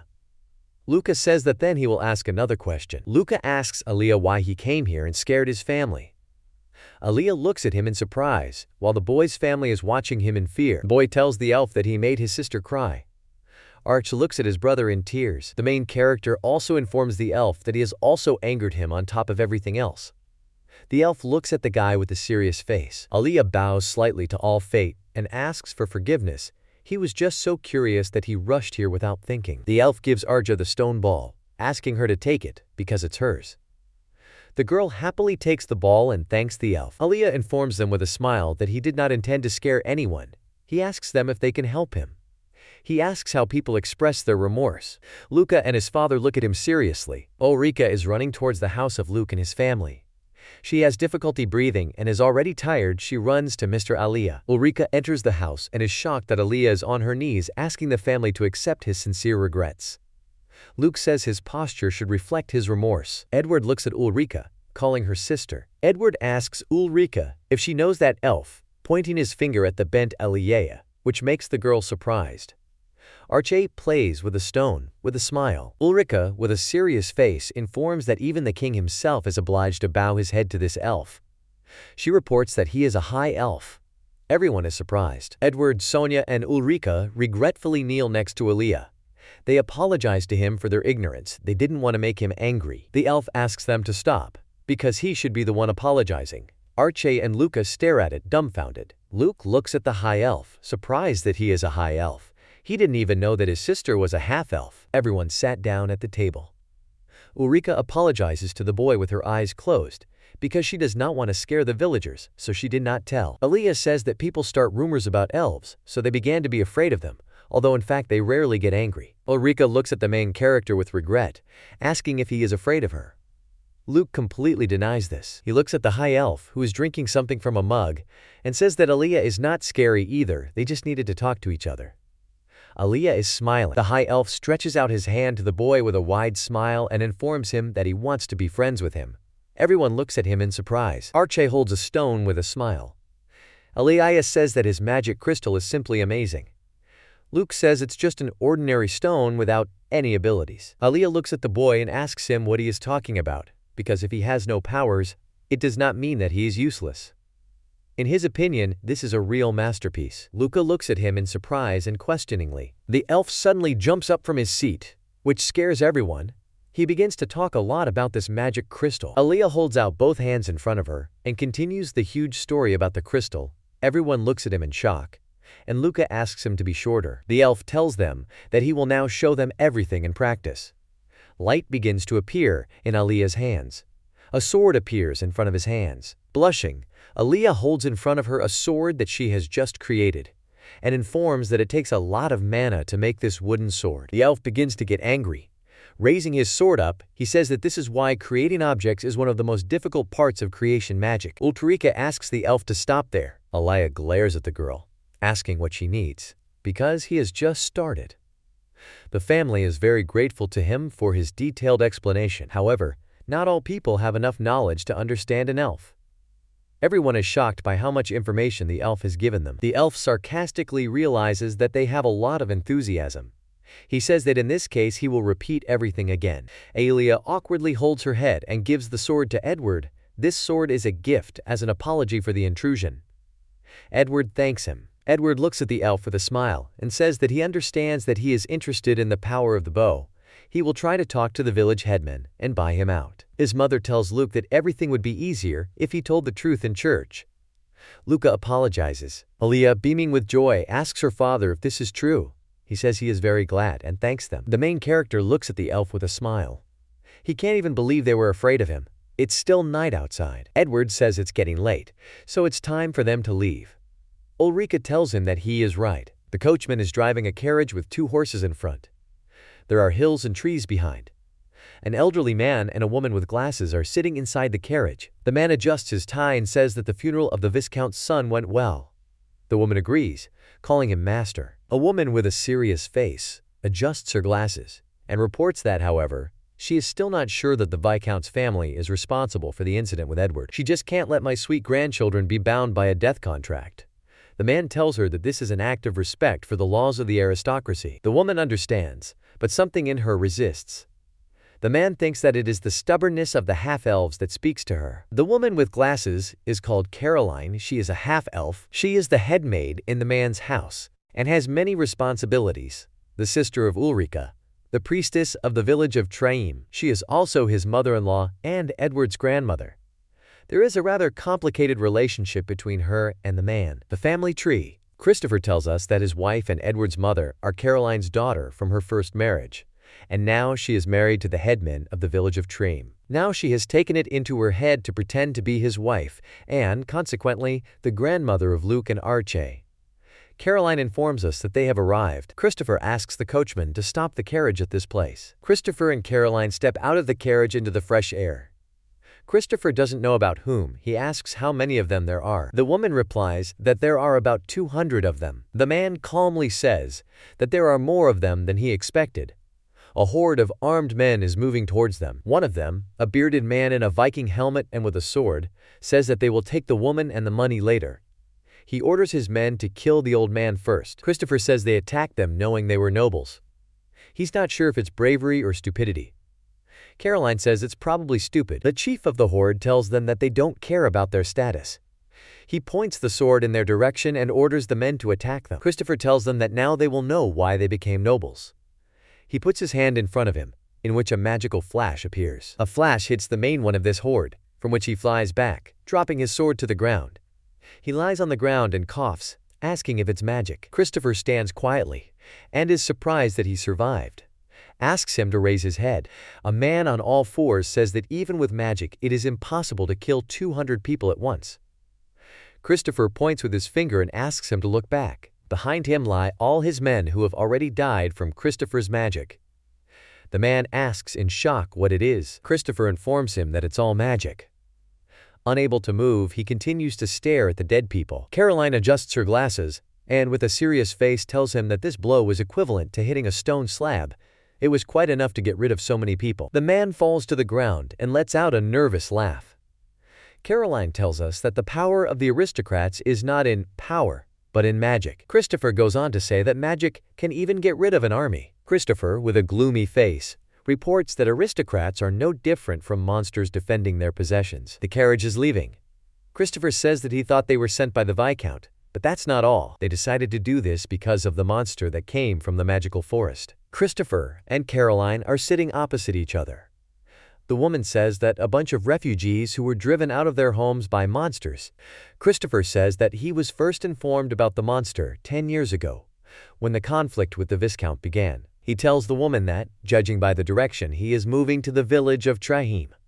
He asks if they haven't announced a reward for him. Why is he still alive? Caroline adjusts her glasses and says that they tried to find him, but this monster is good at hiding and learns quickly. It's a lot of trouble. Christopher asks her if she has found a priestess for the world tree. Caroline gives a negative answer, because elves and half-elves have too little strength for such a role. She says that only a high elf would be suitable for such a role. After all, they were the ones who created the world tree. Christopher asks how it differs from other sacred trees. He says that the world tree will be able to reveal its powers only if there is a priestess.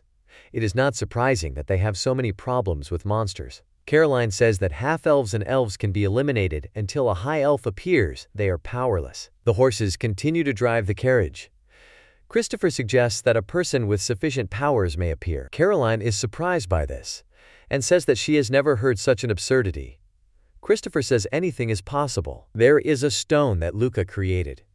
Luca and Archie take a bath together. Archie examines it and says that it sparkles beautifully. It is a ball of mana, containing the element of water, fire, air, and earth. If you add a certain mana to it, the color of the ball will change. Water is blue, fire is red, air is yellow, earth is brown. Archie is happy, but Luca is standing with his hand up. Suddenly, the main character feels pain in the chest area and grabs this place, sighing heavily. Archie looks at him questioningly. Luke has been plagued by chest pain lately. He wonders if it's a physical pain. Using magic, he noticed that his manipulations began to go more smoothly. Archie tearfully asks her brother not to get sick, because she doesn't want to. Luca looks at her with a smile. Luca tells Archie that everything is fine. As long as she smiles, he will always be healthy. Archie looks at the stone, which began to glow after Luca picked it up. Luca informs that he will protect Archie's smile. Luca tells Archie that he is her older brother but does not have time to finish, and stops. Archie looks at him. The main character looks at his sister and asks if she heard that voice just now. Archie says she didn't hear it. She never admitted it, but if Luca had stopped paying attention to her, she would have cried for hours on end. Luca says he hears the voice again. For some reason, it brings back memories. Archie looks at his brother in surprise and asks what kind of voice it is. Luca says it's weird. The mother orders the children to come out as soon as possible. There is some kind of black viscous liquid lying in the void. It appeared from a clot of mana. Now the clot is lying on the ground next to the wheel. It found its host and penetrated it. The next head of the House of Viscounts makes demands to the Margrave. The man angrily points somewhere with his finger, holding a dagger in one hand. He agreed to these conditions only out of respect for the law of the aristocrats, but nothing prevents him from destroying their family in the future. Someone apologizes to their son, because that's the only way they can survive. The voice asks why he's here, because it's not his fault. That woman and that man are to blame. The clot begins to take human form. Over and over it showed memories of despair to its wearer. Absorbing mana from this despair, it grew until it became a powerful monster. The clot was able to make a hand for itself. He has taken human form and looks at the hills and trees, saying that those who tried to kill him will answer for everything. There is a village in the middle of hills and forests. Luca says that now he can create two dolls that will act without his constant orders. One doll holds a stone, and the other hits the ground with a hoe. In front of them sits a thoughtful protagonist who says that he would like to train more often. The boy remembers his father, who told him that Luke should not create a lot of clay dolls unnecessarily, because it scares people. Luca looks at the hoe and realizes something. The main character remembers his ball, thinking that he will try to spend mana, as well as through the ball. He holds a hoe in his hands and wants to direct a stream of mana into it, increasing its strength. The boy hits the ground with a hoe, but it cracks. He looks at the hoe. Luca thought that channeling mana flows into objects was easy, but it wasn't. It feels like a journey through a confusing maze. That's what his father said. It looks like the properties of the material are changing too. The boy remembers how he and Archie watched his father, who was practicing with a sword, saying that Mr. Alia's sword was amazing. Even a spell could be cut with it. Luca looks at the guys who come up to him. They wave at him. One of them asks what he's doing there. One boy tells Luca that from today he is also in the processing team. The man in the hat says he was surprised when he found out that it was Luke who made that stone. The guy looks at them questioningly. He feels uncomfortable. His father asks him to say hello to Aiden and Jonathan. Luca greets the boy, whose name is Aiden, as well as the man in the hat, whose name is Jonathan. The main character looks at them in disbelief. He understands that they are the most ordinary. Jonathan says that the magic herb absorbs mana, so if Adan is sloppy, it will suck him dry. Aiden asks if he is serious. The boy holds his head and says that he probably should have told them that he was pleased to meet them. His father looks at him. Edward thinks about the fact that he might be thrown over, so it would be better if at least one family member would constantly look after him. Edward pats his son on the head, which makes him smile, and asks him not to overdo it. Luca agrees and says that everything will be fine. Luca grabs a stone. He looks at this stone with the idea that he can cover an object with mana, but pouring mana inside the object is much more difficult. Glowing patterns appear in the stone. By directing mana along the right path, you can significantly enhance the characteristics of an item. The boy continues to stare at the stone. It seemed to him that it was similar in principle to amplification. He says that he knows his body well, so there is no need to look for a way. He looks at the stone, which begins to crack. The main character realizes that he poured too much mana into it. Glowing mana begins to ooze from the cracks of the stone, overflowing it. The main character realizes that he is about to explode. The boy continues to hold the stone in one hand and clenches the other into a fist. He uses double reinforcement by covering his arm with mana. Luca waves his hand, causing airwaves to appear around. He uses wind magic for sound insulation. Water begins to circle around the stone, with which the main character specially covered the stone so that the fragments would not fly apart. Suddenly, the stone explodes, shattering into many small fragments. The tense protagonist closes one eye and looks at it. The boy holds his hand in front of him, sighing and reporting that he was scared. The wind waves around him had subsided. There were only a few small fragments of the stone left on Luke's wet hand. He says that he should be careful with mana. Suddenly, the boy's chest begins to hurt a lot, which causes fear to appear in his eyes, and he holds it with his hands. Gritting his teeth, the main character tries to endure the pain, but he cannot do it, and begins to fall to the ground. The main character begins to fall down screaming, but suddenly someone grabs him by both hands from behind, preventing him from falling. Luke thanks the one who saved him, turning around to see who caught him. Turning around, he is surprised. He looks at his two clay dolls, who help him stand up. The boy does not understand how they could save him if he did not give them an order. The dolls are standing in front of him. Luca holds up two fingers in front of them. The boy realizes that he did not give them an order. The dolls raised their arms and began to dangle from side to side. They, as always, obey Luke. The main character looks at them. He's been giving them orders with his mind lately, so maybe he didn't even notice when he gave them the order to catch him. Continuing to sit on the grass, Luca looks ahead, where he sees several silhouettes. He looks closely and realizes that it is his father, Tostin, and his mother with Archie. Everyone looks at him in surprise. For some unknown reason, Archie is crying. The boy wonders why she has such a sad face. He mentally promises her that everything is fine, because now the older brother will come. Abruptly stopping in mid-sentence, Luca feels pain in his chest again and is breathing heavily. He doesn't understand what's wrong with him. It's like there's something inside him. Luca hears an unknown voice in his head, which asks him not to leave. The boy thinks it's like someone's team. He closes his eyes in pain. A worried father runs up to him and holds him by the shoulder, asking what is wrong with him and if everything is all right. Archie, through the pain, tells his father that everything is fine with him and he is just tired. Suddenly, his little sister rushes into his arms in tears, who asks Luke not to lie. Luca is surprised by this. She sadly informs him that she does not want her brother to be hurt. She does not want him to be sick. Sonia says that Archie wanted to visit her brother, and while they were walking, she suddenly started crying. Edward says that Archie must have noticed that her brother was ill. The boy thanks his sister and tells her that everything is already fine. The girl whimpers. Edward informs his son that he needs to rest, because there is still not much work left. Luca looks at his father in surprise and asks why. Tostin informs them that the representative of the Margrave, Mr. Callisto, has arrived. Luca asks if Grandpa has already arrived, and Archie is happy about it. Several other people approach them, one of whom asks if it is true that Callisto has arrived. Edward says it is. The guy asks why he arrived earlier than promised, if something happened. Edward says with a serious face that magical beasts have begun to migrate due to the movements of the monster. Apparently they are heading towards their village. Luke's father stands in front of a group of people. He informs them that they have counted about 100 wolf-type animals. People ask him in surprise. They talk to each other. One says that they are the same as that forest wolf. Another says there are too many of them. The main character stands next to his mother and sister with a serious look. He's thinking about magical beasts. Edward tries to calm people down by telling them that everything will be fine, because while Mr. Callisto is here, they will investigate the case together with him, but for now they will have to stop the panic. Archie hugs Luca and says that she will protect her brother. Luca thanks her, but realizes that he should have said it. The sun is visible behind the mountains. Christopher and Caroline get out of the carriage. Christopher informs them that they arrived without any special incident. He tells Caroline that they should pretend to be old people. The woman asks him to provide it to her. He looks at her with a smile and says that he will have to apologize to her real husband. Caroline asks not to worry about this, because she and her husband have agreed on everything. She reminds him to change his clothes. Caroline assumes the image of a grandmother, and Christopher assumes the image of a hunched old man with a cane. A woman is holding a suitcase. Christopher asks Luca and Archie to wait a bit, after which he laughs. There is a tower with a bell on top. Christopher says that it is difficult for him to pretend to be a commoner.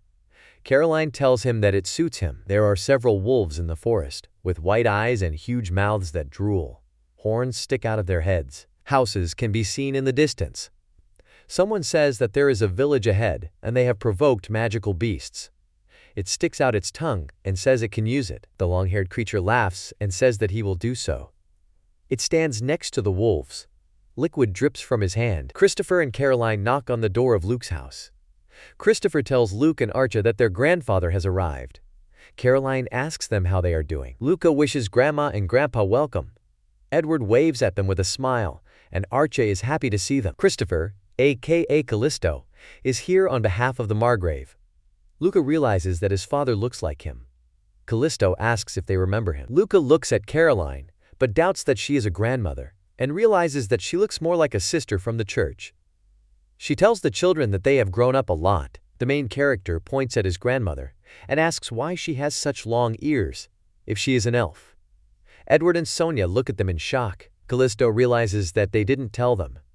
Caroline says that she is a half-elf, which means that they also have elven blood. Edward and Sonia look at each other in silence. Archie points at herself and asks if she is an elf. Luca laughingly tells her that a little bit. In his head, Edward admits that she is actually their great-grandmother, but the part about the elven blood is true. He was surprised himself at the time. A bloodline appears in his head. Luca's father guesses with a smile that Carolina and Callisto are tired after a long walk, and offers them something to eat. Callisto says that he is right and his stomach is completely empty. There are several plates of food on the table, as well as candles. They all sat down at the table, starting to eat. Callisto strokes the head of the main character, and Caroline looks at Archie. There is a bottle of alcohol on the table. Callisto drinks the contents of the glass with a smile and says it's delicious. Edward says that they have only recently made it, so the mana has not yet disappeared from the drink. Callisto would have walked here for that. Grandpa examines the stack and asks where they got such exquisite glass. It looks like the work of some master. Edward informs Callisto that Luca made them.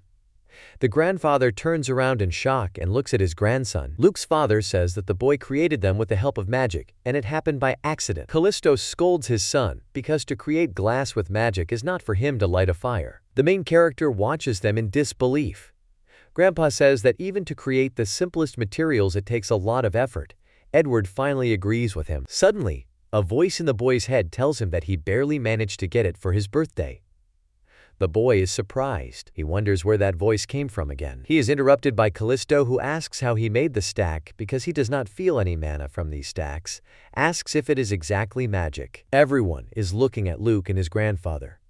The boy admits that he doesn't know himself, he just thought about a stack for Dad, and suddenly they appeared. Callisto asks his grandson if he can do that.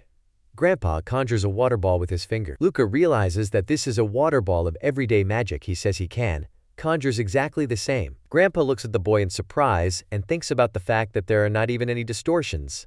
He does it so easily. Callisto tells the boy that he has had enough. He drops a ball of water into a stack. Luca agrees with him, but in turn bursts the balloon. The main character has not even had time to let go of his hand, as Callisto jumped up from the table and, together with Caroline, look at Luca in shock. Caroline asks how he just did it, but she is interrupted by her grandfather, who asks that the real water, created by the magic of everyday life, just disappeared. The main character looks at them in disbelief, not understanding why they are so shocked. He gives them a positive answer. Edward and Sonia look at Callisto and Caroline in fright. Archie, in a misunderstanding, silently watches this and eats. Carolina praises her grandson with a smile, calling him a real talent. Callisto pats Luca on the head and says that this is his granddaughter. Edward turns to his wife and tells her that even Mr. Aaliyah recognized Luke's talent. Sonia agrees with him. Callisto is interested in who Mr. Aaliyah is. Edward says it's a high elf who recently broke into their house. Callisto understands everything. After his calm reaction, he and Caroline shockingly ask again about the high elf. Caroline asks Edward if this is true. Grandpa asks if the high elf is here. Edward tries to calm the two of them down, but an angry Callisto orders Tom not to calm him down. Luke's father tells them that Ulrika's sister said that Mr. Aaliyah has an elven dream, so now they can't even talk to him. Luke asks his grandfather what an elven dream is. He replies that this is the state of the elves when they synchronize their mana with the mana of the world. Sitting next to Archie, Caroline talks about how elves can sleep for years or even decades without needing water and food. And a high elf's sleep can last even longer. Everyone got up from the table. Edward raises his finger and says that he thinks he will wake up in a month, just in time for Callisto to initially arrive in the village. Callisto asks how he knows this. Edward remembers the ball that Luca created. He says that according to the rules, it will have to be handed over to the Margrave, so they wanted to discuss with Callisto in a month whether it is possible to transfer this ball to Mr. Aaliyah. Luca looks at his father and wonders if Aaliyah has decided to sleep until that day. He cannot understand the high elves. The father says that he probably decided that waiting for a whole month was too hard and just went to bed. It's getting dark outside. Grandpa says it's too late today, so it's better to greet him tomorrow. Edward says with displeasure that he is unlikely to be able to wake Aaliyah. Callisto glares at his son and informs him that the very fact of greeting is important, asks if Edward has forgotten what rumors there are about elves. Edward thinks about it. Caroline says with a serious face that there is no need to anger the half-elves, because people are not their equal. Do not anger the elves, otherwise the whole country will die. Caroline and Callisto look at the smiling family in shock. Edward says he remembers it, but it's Mr. Aaliyah, he's going to be fine. Luke notes that the high elf is strange, but good. Grandpa asks what's wrong with them. His face becomes serious. He says that in any case, manners are manners. Callisto reflects on the fact that there is no smoke without fire. Rumors don't come from nowhere, no matter how kind he is.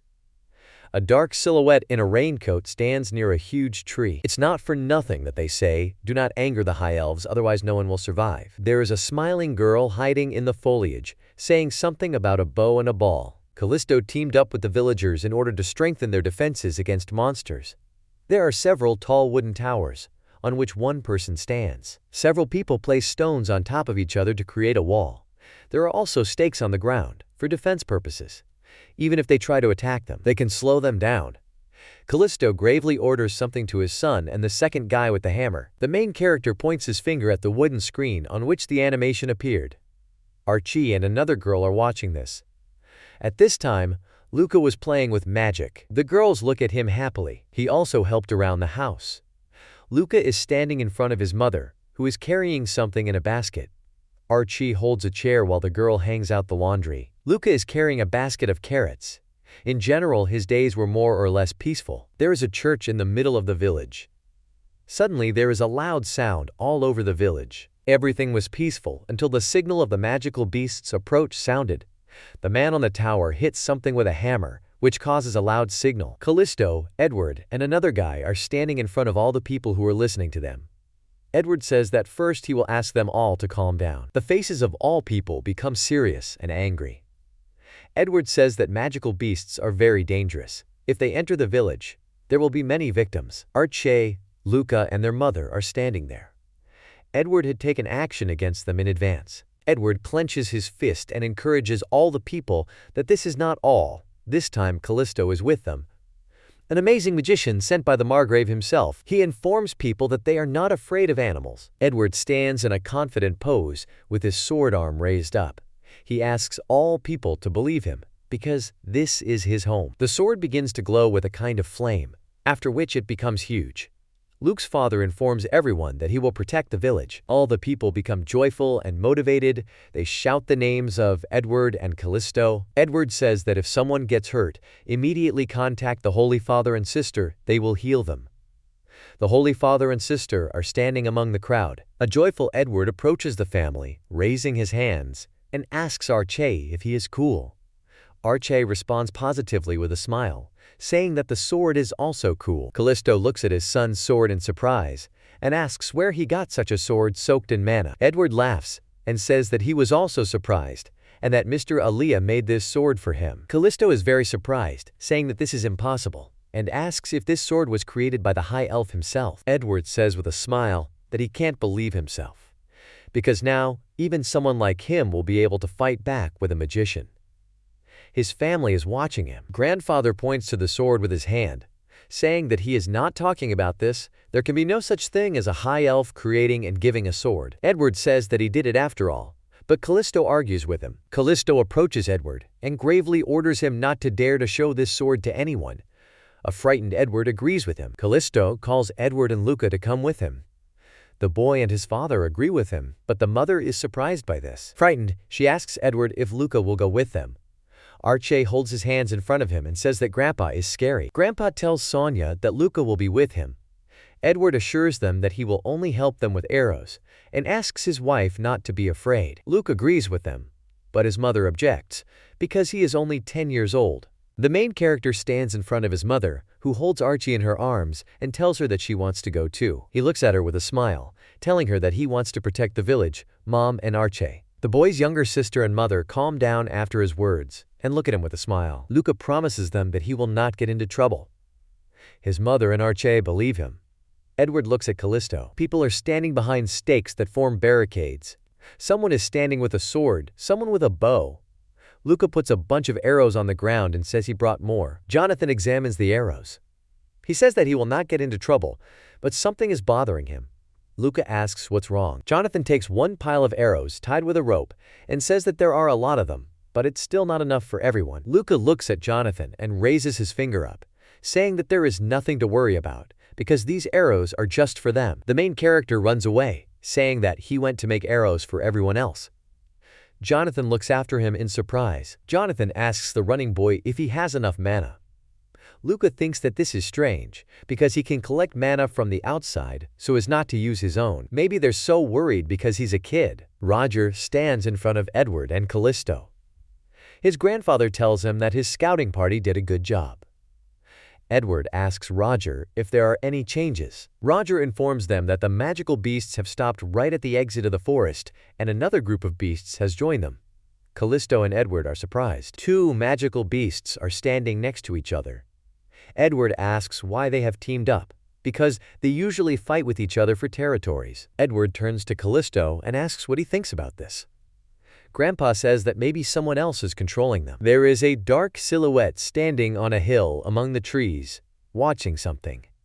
It raises its hand up. The sentry on the tower looks ahead and fearfully informs everyone that the animals have begun to move. People are looking at him from below. Edward turns to Callisto, who makes it clear to him that he heard everything. Roger is standing behind me.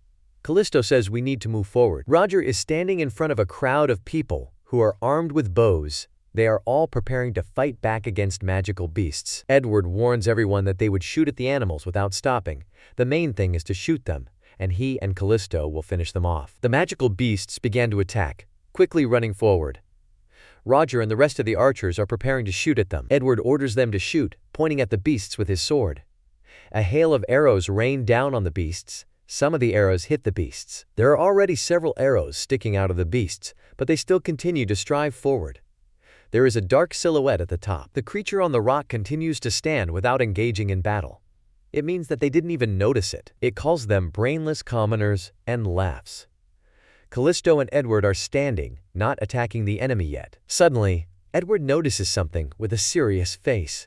He looks at the place where the creature stood, but it is no longer there. Callisto asks him what happened. There is no one in the middle of the grass and trees. Edward thinks about what he probably imagined. Callisto looks at him, and he replies that nothing happened. The black liquid begins to move on the ground in the grass. This is the creature that stood on the rock but disappeared. It will continue to crawl on the grass, scaring a small mouse that runs away from it. Suddenly, the liquid notices a man on a hill and pays attention to him. On the hill stands the main character, who holds his fists and mentally supports his father and grandfather. The creature does not understand what kind of strange guy is standing there. The boy looks forward. The creature realizes that he does not see him. It says it doesn't matter and continues to crawl towards the building with a laugh. The liquid will slip past people who don't even notice it. Suddenly, the creature pays attention to something. In front of Luke's house, at the door, his mother is standing with Archie in her arms, and another girl is standing next to them. Worried, she looks at Sonia, addresses her as an aunt, asks her if everything will be okay. Sonia tells her that they are strong and will definitely cope. Archie agrees with her. The black liquid suddenly begins to stretch out, her mouth appears, and he says that he recognized Sonia. The creature looks at Luke's mother and says that this is the woman who ruined his life. Liquid says he won't forgive her. All three of them notice this creature, after which their faces become scared. The creature assumes humanoid form and says that he will have fun with her until there is nothing left of her. It calls Sonia by name and sticks out its tongue. The girl screams and hugs her aunt, and Archie hides her face, saying that she is scared. Sonia looks at the creature in fright and says that this cannot be. Luca turns to the side. His face turns surprised.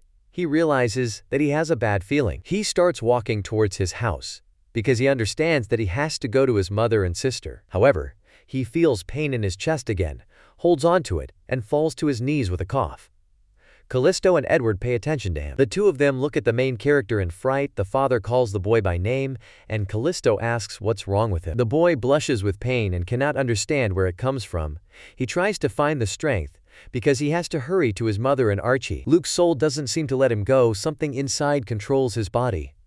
Edward bends over to his son, who is lying on the ground in pain.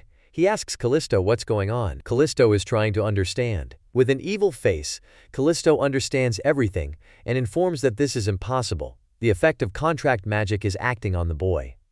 Edward says that Luke is very ill. The boy, with his eyes closed, is trying to focus on his mana, to find the cause of this strange feeling, to feel this spell created by someone. The main character is trying to get rid of him with his mana. He sees flashes of light in front of his eyes. Someone tells the boy to get ready. Luca opens his eyes, recognizing this voice, but it doesn't matter now, because he feels the mana around him very clearly. Suddenly, the main character jumps up from the ground and starts running fast with the idea that he needs to go. Grandfather and father look after him and shout at him. Edward is shocked and asks Callisto why his son is so fast. Grandpa orders Tom to follow him, and he will manage here by himself. The boy continues to run so fast that even huge air rings remain after him. Aiden, with a sword on his shoulder, points an angry finger at Luke, asking what he is doing. Luke runs past him, causing him to fall and drop his sword. The main character is already running up to the path that leads straight to his house. He sees a creature at the door, as well as his mother and two girls. The boy does not understand what he is doing. Luca wonders what he is doing with the people he cares about.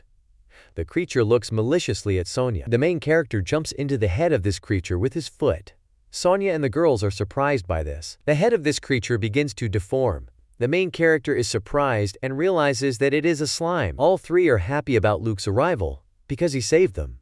The mother and the girl call him by name, and Archetti shouts at him, addressing him as a brother. The creature falls to the ground and holds its head. It asks how he dared to hit it in the face. Luca stands in front of him and tells him not to dare to touch his mother and sister. The main character looks down. He notices that his shoes began to dissolve after coming into contact with this creature. The shoe falls off Luke's foot. The creature smiles and stands up, saying that this kid looks strange. He tries to make out the boy's face, but he can't. The slime screams and rushes to attack the main character. The boy realizes in fright that he should not touch him. The creature extends its arm and almost touches the bow, but his father abruptly appears, who cuts off his hand with one swing. The main character is happy that his father saved him. Sonia and Archie, as well as his niece, are also happy about Edward's arrival. The creature writhes in pain. He realizes that it is Edward again. It says that it will not forgive him by calling him by name. Edward glares at the creature, recognizing it. Edward stands in front of his son and says that the Viscount's son has been dead for a long time. The creature informs that he is not dead, but only Edward, the son of the Margrave, will die. The boy looks questioningly at his father, who says that he does not know how, but it seems that after death he turned into a monster. Luke reflects on the fact that Edward is the son of the Margrave. Edward gets angry and shouts at the creature that he doesn't care if he's a monster or the Viscount's son, because he won't let anyone harm his family. The creature orders Edward to be silent. It starts attacking the two of them, Edward holding a sword in front of him. Luca begins to conjure something with both hands to protect his father. Suddenly, the creature engulfs several clay dolls that the main character created.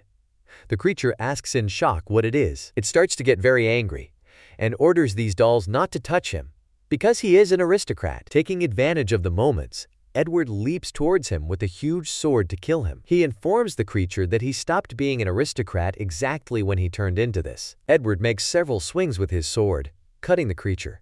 Splashes from it fly in different directions, and dolls begin to fall from it. The creature's head flies off its shoulders, screaming the name of Edward, who dealt it a crushing blow.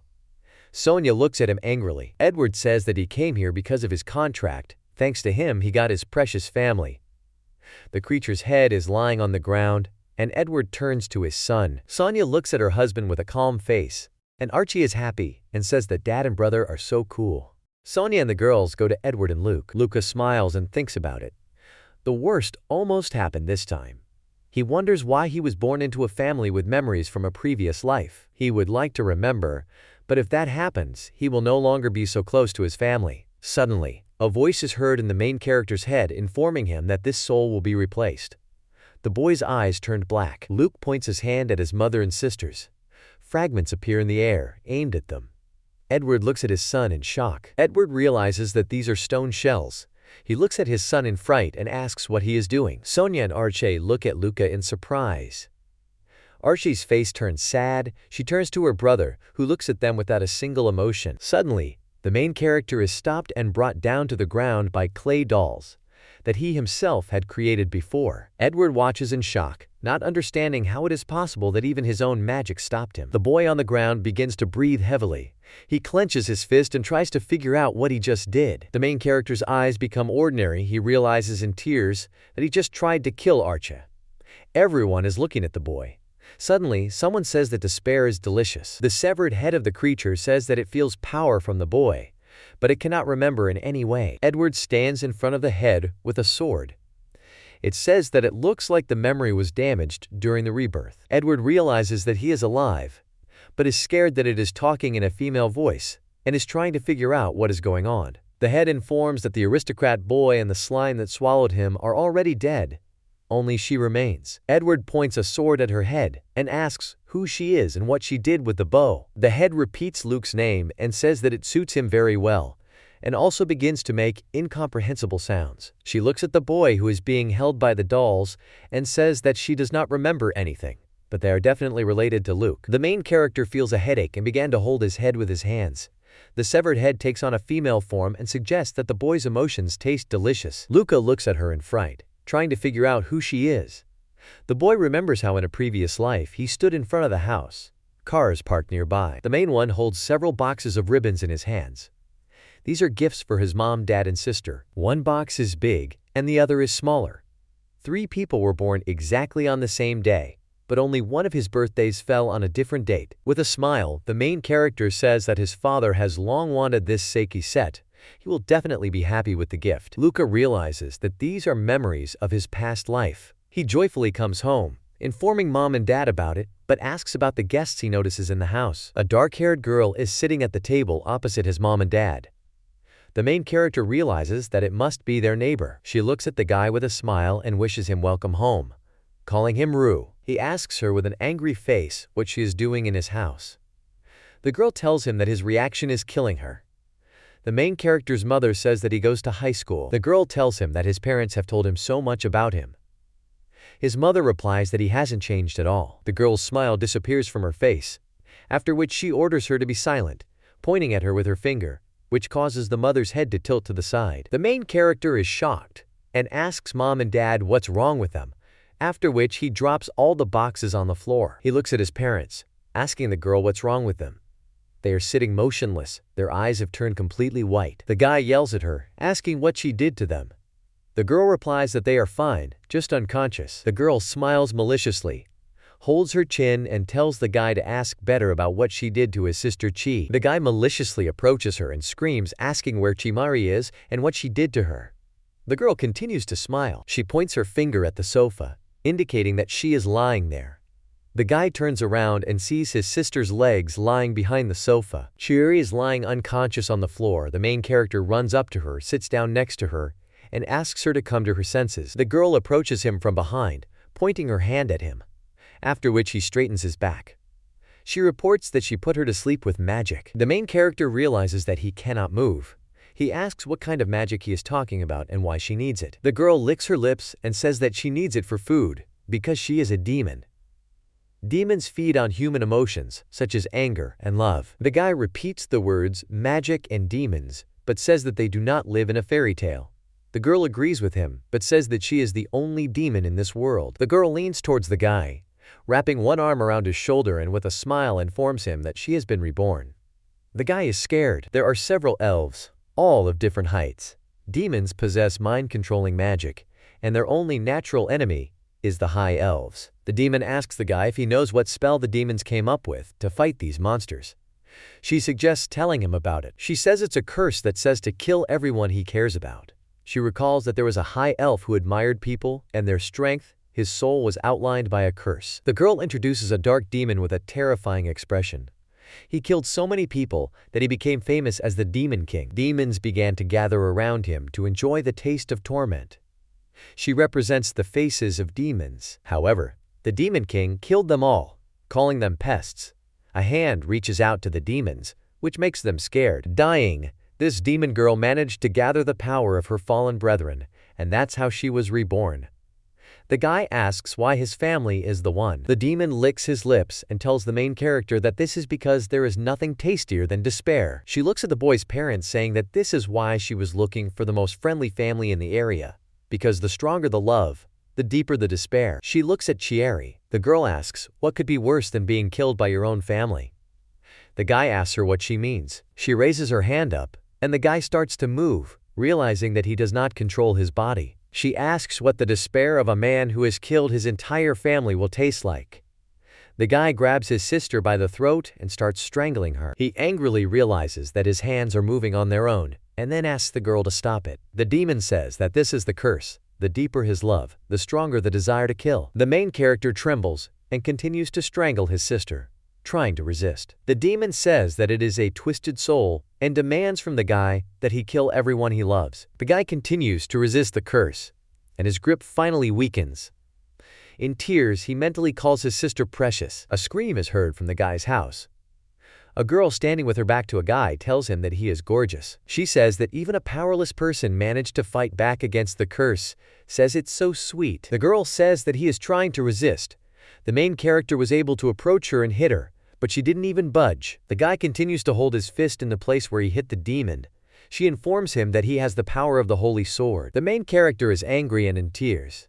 The demon tells him that she doesn't even understand what's going on. Black liquid drips from the girl's eyes. She says it's amazing that a cornered person is capable of such a thing. The demon throws her head back. Cracks radiate from the place of impact on her body. She admits that in this world she got such a fragile body. She was killed by a holy sword the size of a needle. She grabs the guy by his tear-stained face and tells him that she really does not want to part with him. Drops of blood fall on the floor. There is a small onion that looks up.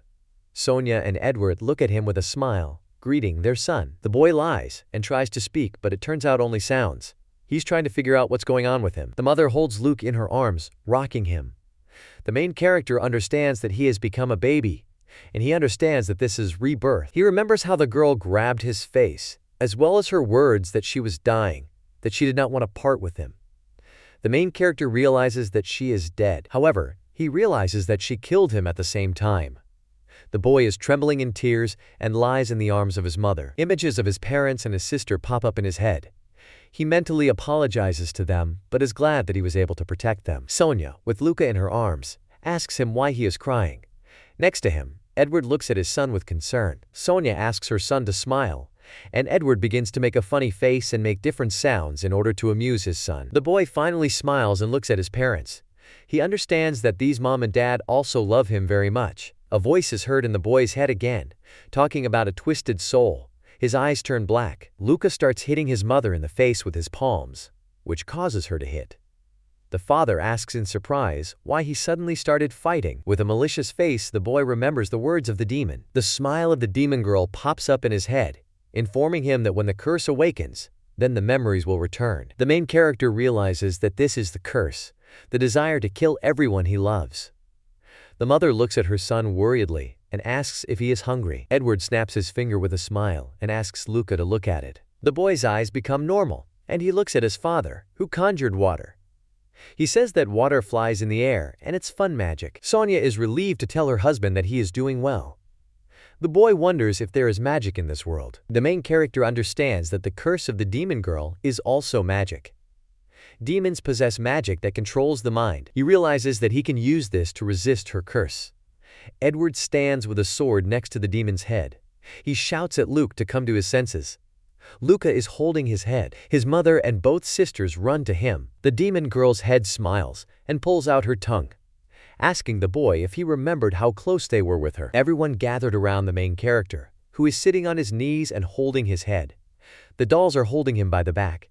Edward asks his son to hold on. The demon girl laughs. The girl calls the boy by name from his past life, telling him that his emotions are very tasty. The main character looks at her maliciously and realizes that he was cursed after meeting her. Little Luke is lying in his crib with his eyes closed. He wonders if it is possible to remove the curse on his own, because he has already tried a lot of things. He clenches his fists, trying to concentrate on the mana inside his body. Suddenly, the boy opens his eyes wide and sees a view from the sky to the ground. He feels connected to the world, as if he is floating. This feeling of omnipotence, mana, and the spirits of this world merge into one. He wonders if he can just disappear so he won't hurt his loved ones. An image of his father appears in his head, fighting forest wolves with a sword. His hands are scratched and his sword is covered in blood. The main character realizes that this is his father, but wonders what all this is. There are wounds on Edward's face, even in one eye. He screams at them not to touch his family. Black silhouettes approach Sonia, who is holding Arche in her arms. Arche is crying, and Sonia asks not to come near. The main character understands that this child is his younger sister. The mother screams for Edward to save them.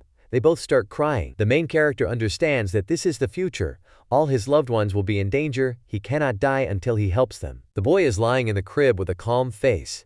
He thinks about the fact that mana flows through his body. His parents are standing next to the child. Edward is shouting the boy's name, and someone else is standing behind them. Edward and Sonia are tense. Luca understands that this is the mana of dad and mom. He understands that they are transferring their powers to him. The father holds the child's hand. The main character feels an unpleasant sensation from the Pope's mana. Thanks to the connection with the world, he understands that the contract magic that binds the opponent is similar to the power of the curse. It penetrates into his body. It tries to overcome the curse. The parents are holding their son's hands. You have to fight poison with poison. Feeding on his mind and soul, the curse will become stronger. He remembers how the demon told him that a piece of her would always be with him. That's the last thing he remembers. Edward closes his eyes. The main character realizes that nothing works out because his father's contractual spell cannot displace the curse. The boy remembers again the words of the demon that the curse feeds on the mind and soul. The main character understands everything. He decides to sacrifice his soul. His soul will disappear, but he will be able to sacrifice his memories in order to strengthen the contract spell. He remembers how the demon killed him, as well as her words about him killing everyone he loves. He cannot erase this curse, however he can supplement it with a contract spell. According to the contract, he will not feel any special emotions towards anyone other than his family members. The boy stands without emotion, thinking. Edward comforts Sonia, who is worried that their son is not smiling at all. The boy is training on a mannequin. His magic will only be aimed at protecting his family. Edward informs his son that you need to know the measure in everything. The boy is holding his chest. If the curse is activated, then the contract will begin to resist it. He will die alone, far from all those who are dear to him. The main character stands with his eyes closed. Magic appears around him. The curse and the contract merge, becoming something new. Luca thinks about the fact that he will disappear, and his new mom and dad, as well as his future sister, will be protected by a new he. Edward is happily standing with his son in his arms. Sonia is standing next to him with a smile. Behind them stands the smiling Holy Father. That's how Luke was born.